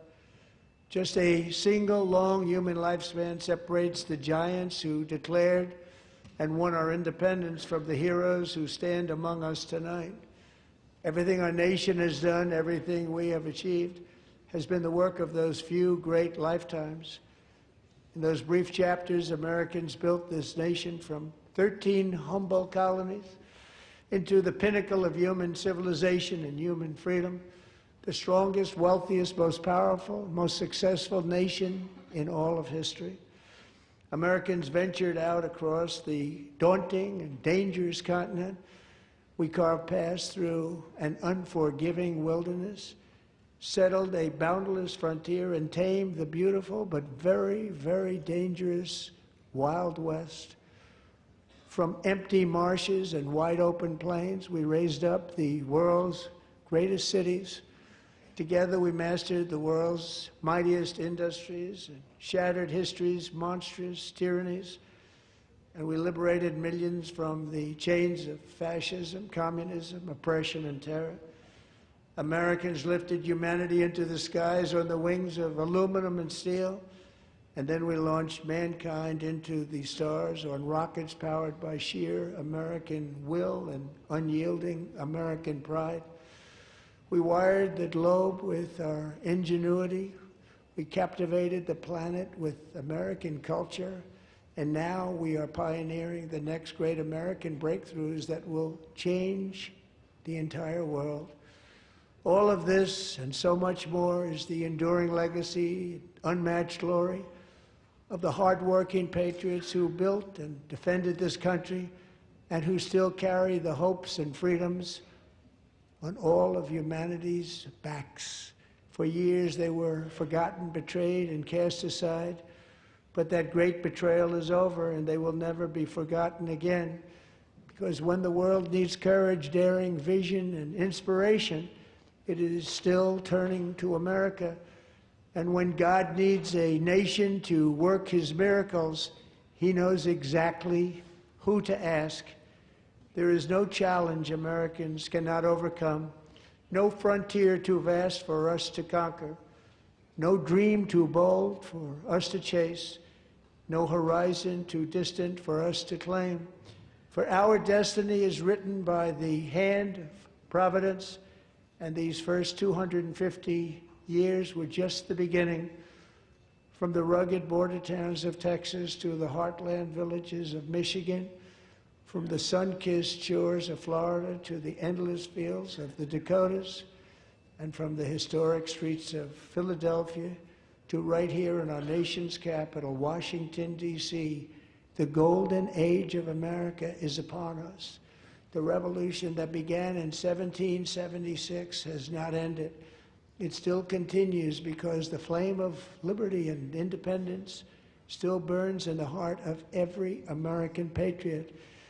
And our future will be bigger, better, brighter, bolder, and more glorious than ever before. Thank you, God bless you, and God bless America.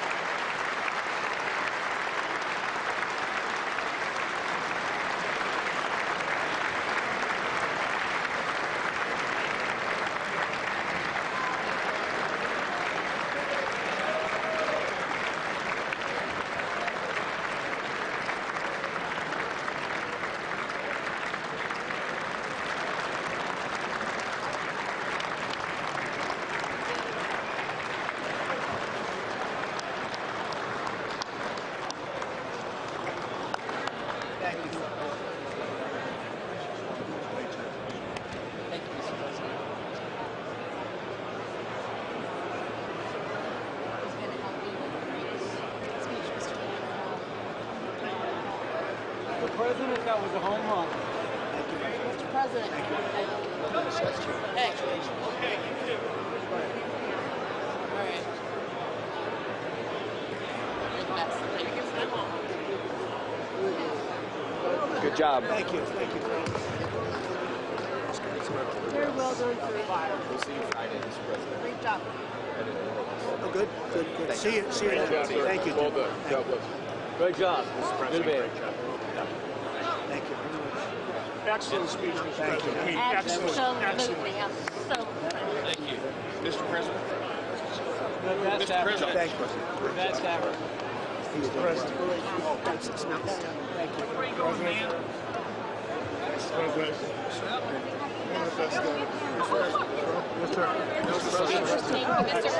One of the best. I'm so proud of yourself. Thank you for honoring those veterans. Luger. Thanks. Good. I think you should take the rest of the day off. I think we have to. We're going to have to. Thank you. All right, guys. You killed it.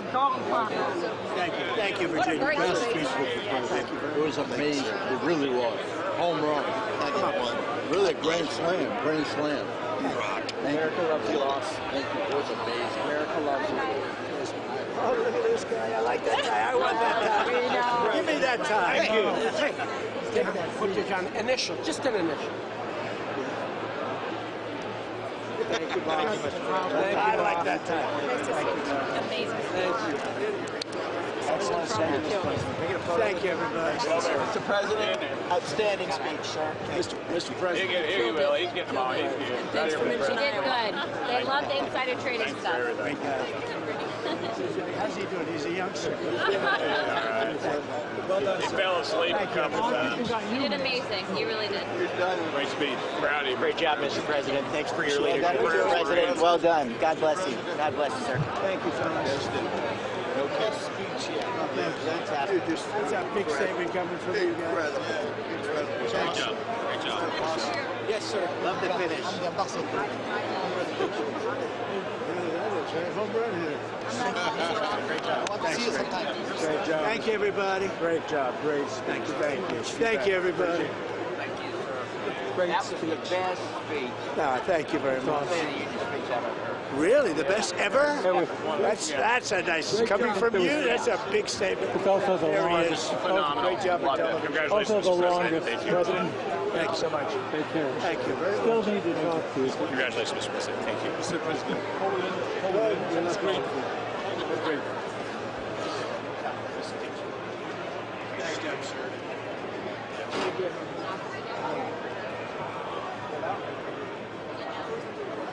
Yeah.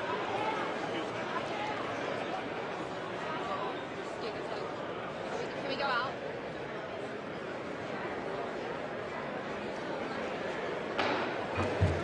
The chair declares the joint session of the two houses now dissolved.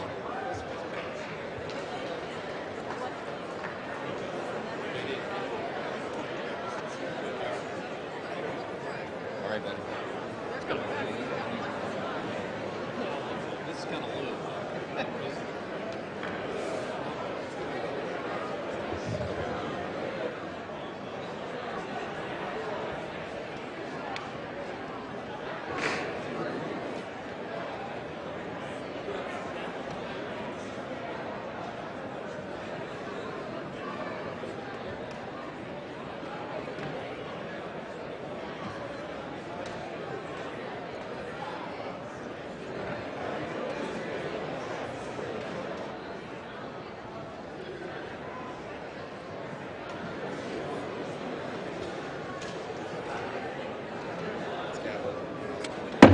The House will come to order. For what purpose does the gentleman from Louisiana seek recognition? Mr. Speaker, I move that the message of the President be referred to the Committee of the Whole on the State of the Union and the Board of Directors. Without objection. Does the gentleman from Louisiana have a motion? Mr. Speaker, I also move that the House stand adjourned.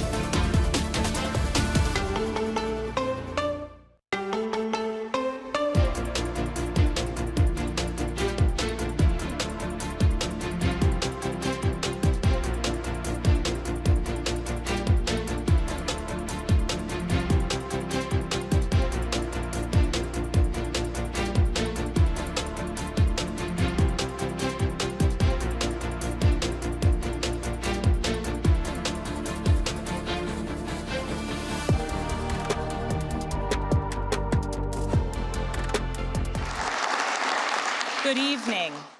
Good evening and welcome to historic Williamsburg. We are gathered here in the chambers of the House of Burgesses. In 1705, the people of the Virginia colony gathered here to take on the extraordinary task of governing themselves. Before there was a Declaration of Independence, a Constitution, or a Bill of Rights, there were people in this room. The people who served here ultimately dreamed of what a new nation, unlike anything the world had ever seen, could be. The United States was founded on the idea that ordinary people could reject the unacceptable excesses of poor leadership, band together to demand better of their government, and create a nation that would be an example for the world. And this year, as we celebrate 250 years since America declared our independence from tyranny, I can think of no better place to speak to you as we reflect on the current state of our union. Tonight, as we watched our nation's lawmakers gather for a joint session of Congress, we did not hear the truth from our president. So let's speak plainly and honestly, and let me ask you, the American people watching at home, 3 questions. Is the president working to make life more affordable for you and your family? Is the president working to keep Americans safe both at home and abroad? Is the president working for you? As I campaigned for governor last year, I traveled to every corner of Virginia, and I heard the same pressing concern everywhere. Costs are too high in housing, healthcare, energy, and childcare. And I know these same conversations are being had all across this country. Because since this president took office last year, his reckless trade policies have forced American families to pay more than $1,700 each in tariff costs. Small businesses have suffered, farmers have suffered, some losing entire markets. Everyday Americans are paying the price. And even though the Supreme Court struck these tariffs down 4 days ago, the damage to us, the American people, has already been done. Meanwhile, the president is planning for new tariffs, another massive tax hike on you and your family. And Republicans in Congress, they remain unwilling to assert their constitutional authority to stop him. They're making your life harder. They're making your life more expensive. They're even making it more difficult to see a doctor. Rural health clinics in Virginia and across the country are already closing their doors thanks to the so-called One Big Beautiful Bill, championed by the president and Republicans in Congress. And tonight, the president celebrated this law, the one threatening rural hospitals, stripping health care from millions of Americans and driving up costs in energy and housing, all while cutting food programs for hungry kids. But here in Virginia, I am working with our state legislature to lower costs and make the Commonwealth more affordable. And it's not just me.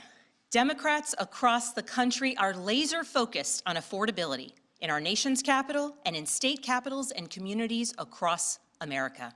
In the most innovative and exceptional nation in the history of the world, Americans deserve to know that their leaders are focused on addressing the problems that keep them up at night. Problems that dictate where you live, whether you can afford to start a business or whether you have to skip a prescription in order to buy groceries. So I'll ask again, is the president working to make life more affordable for you and your family? We all know the answer is no. I grew up in a house of service. My mother was a nurse, and my father was a career law enforcement officer. I began my career by following in my father's footsteps as a federal agent, working money laundering and narcotics cases. I worked side by side with local and state police to keep our community safe and to uphold and enforce the law. Law enforcement officers across the country know that it is a unique responsibility to do the serious work of investigating crimes, comforting victims, and making arrests. It's about building trust, and that requires an abiding sense of duty and commitment to community. And yet, our president has sent poorly trained federal agents into our cities, where they have arrested and detained American citizens and people who aspire to be Americans. And they have done it without a warrant. They have ripped nursing mothers away from their babies. They have sent children, a little boy in a blue bunny hat, children to far-off detention centers, and they have killed American citizens in our streets. And they have done it all with their faces masked from accountability.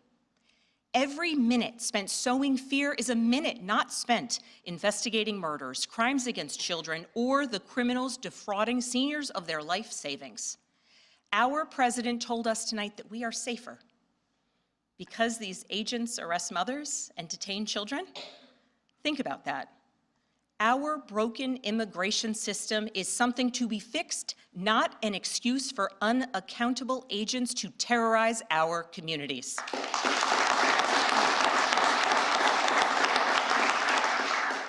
After working in law enforcement, I continued my career of service as a CIA officer, working undercover to protect the United States and our allies from global threats, terrorism, nuclear weapons, and the aggression of adversarial nations around the globe. But as the president spoke of his perceived successes tonight, he continues to cede economic power and technological strength to Russia, bow down to China, bow down to a Russian dictator, and make plans for war with Iran. Here's the truth. Over the last year, through DOGE, mass firings, and the appointment of deeply unserious people to our nation's most serious positions, our president has endangered the long and storied history of the United States of America being a force for good. So I'll ask again, is the president working to keep Americans safe, both at home and abroad? We all know the answer is no. In his speech tonight, the president did what he always does. He lied, he scapegoated, and he distracted. And he offered no real solutions to our nation's pressing challenges, so many of which he is actively making worse. He tries to divide us. He tries to enrage us, to pit us against one another, neighbor against neighbor. And sometimes he succeeds. And so you have to ask, who benefits from his rhetoric, his policies, his actions, the short list of laws he's pushed through this Republican Congress? Somebody must be benefiting. He's enriching himself, his family, his friends. The scale of the corruption is unprecedented. There's the cover-up of the Epstein files, the crypto scams, cozying up to foreign princes for airplanes and billionaires for ballrooms, putting his name and face on buildings all over our nation's capital. This is not what our founders envisioned, not by a long shot.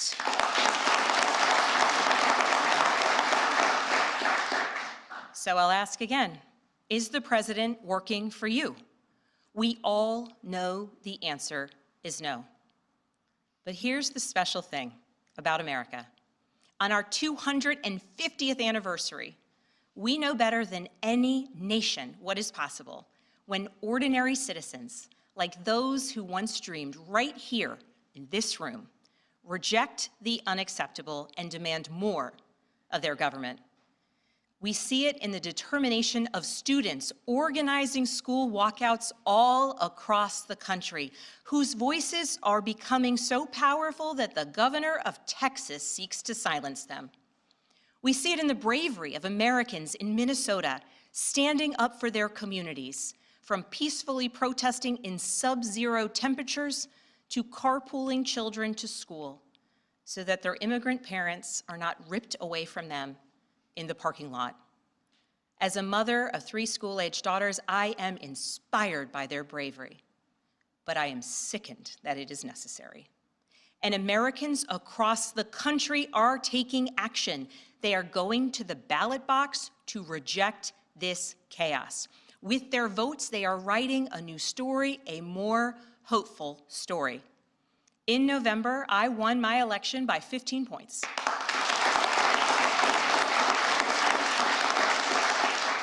And we won 13 new seats in our state legislature. Because voters decided they wanted something different. Our campaign earned votes from Democrats, Republicans, independents, and everyone in between. Because they knew as citizens they could demand more, that they could vote for what they believe matters, and that they didn't need to be constrained by a party or political affiliation. This is happening across the country. New Jersey elected Mikey Sherrill as governor in a double-digit victory. Democrats flipped state legislative seats in places like Georgia, Iowa, Mississippi, and Texas. The list goes on and on. Ordinary Americans are stepping up to run in the spirit of our forefathers. They are running to demand more and to do more for their neighbors and communities. I know this story well. I first ran for office in 2018 alongside dozens of other Democrats who did the seemingly impossible, flipping 41 seats in Congress.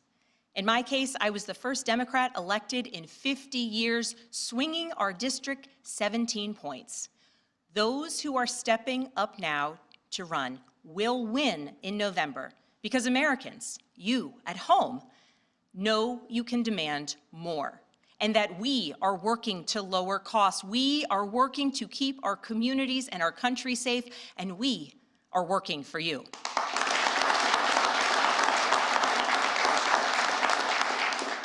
In his farewell address, George Washington warned us about the possibility of, quote, cunning, ambitious, and unprincipled men rising to power. But he also encouraged us, all Americans, to unite in a common cause, to move this nation forward. That is our charge once more, and that is what we are seeing across the country. It is deeply American and patriotic to do so, and it is how we ensure that the state of our union remains strong, not just this year, but for the next 250 years as well, because we, the people, have the power to make change, the power to stand up for what is right, the power to demand more of our nation.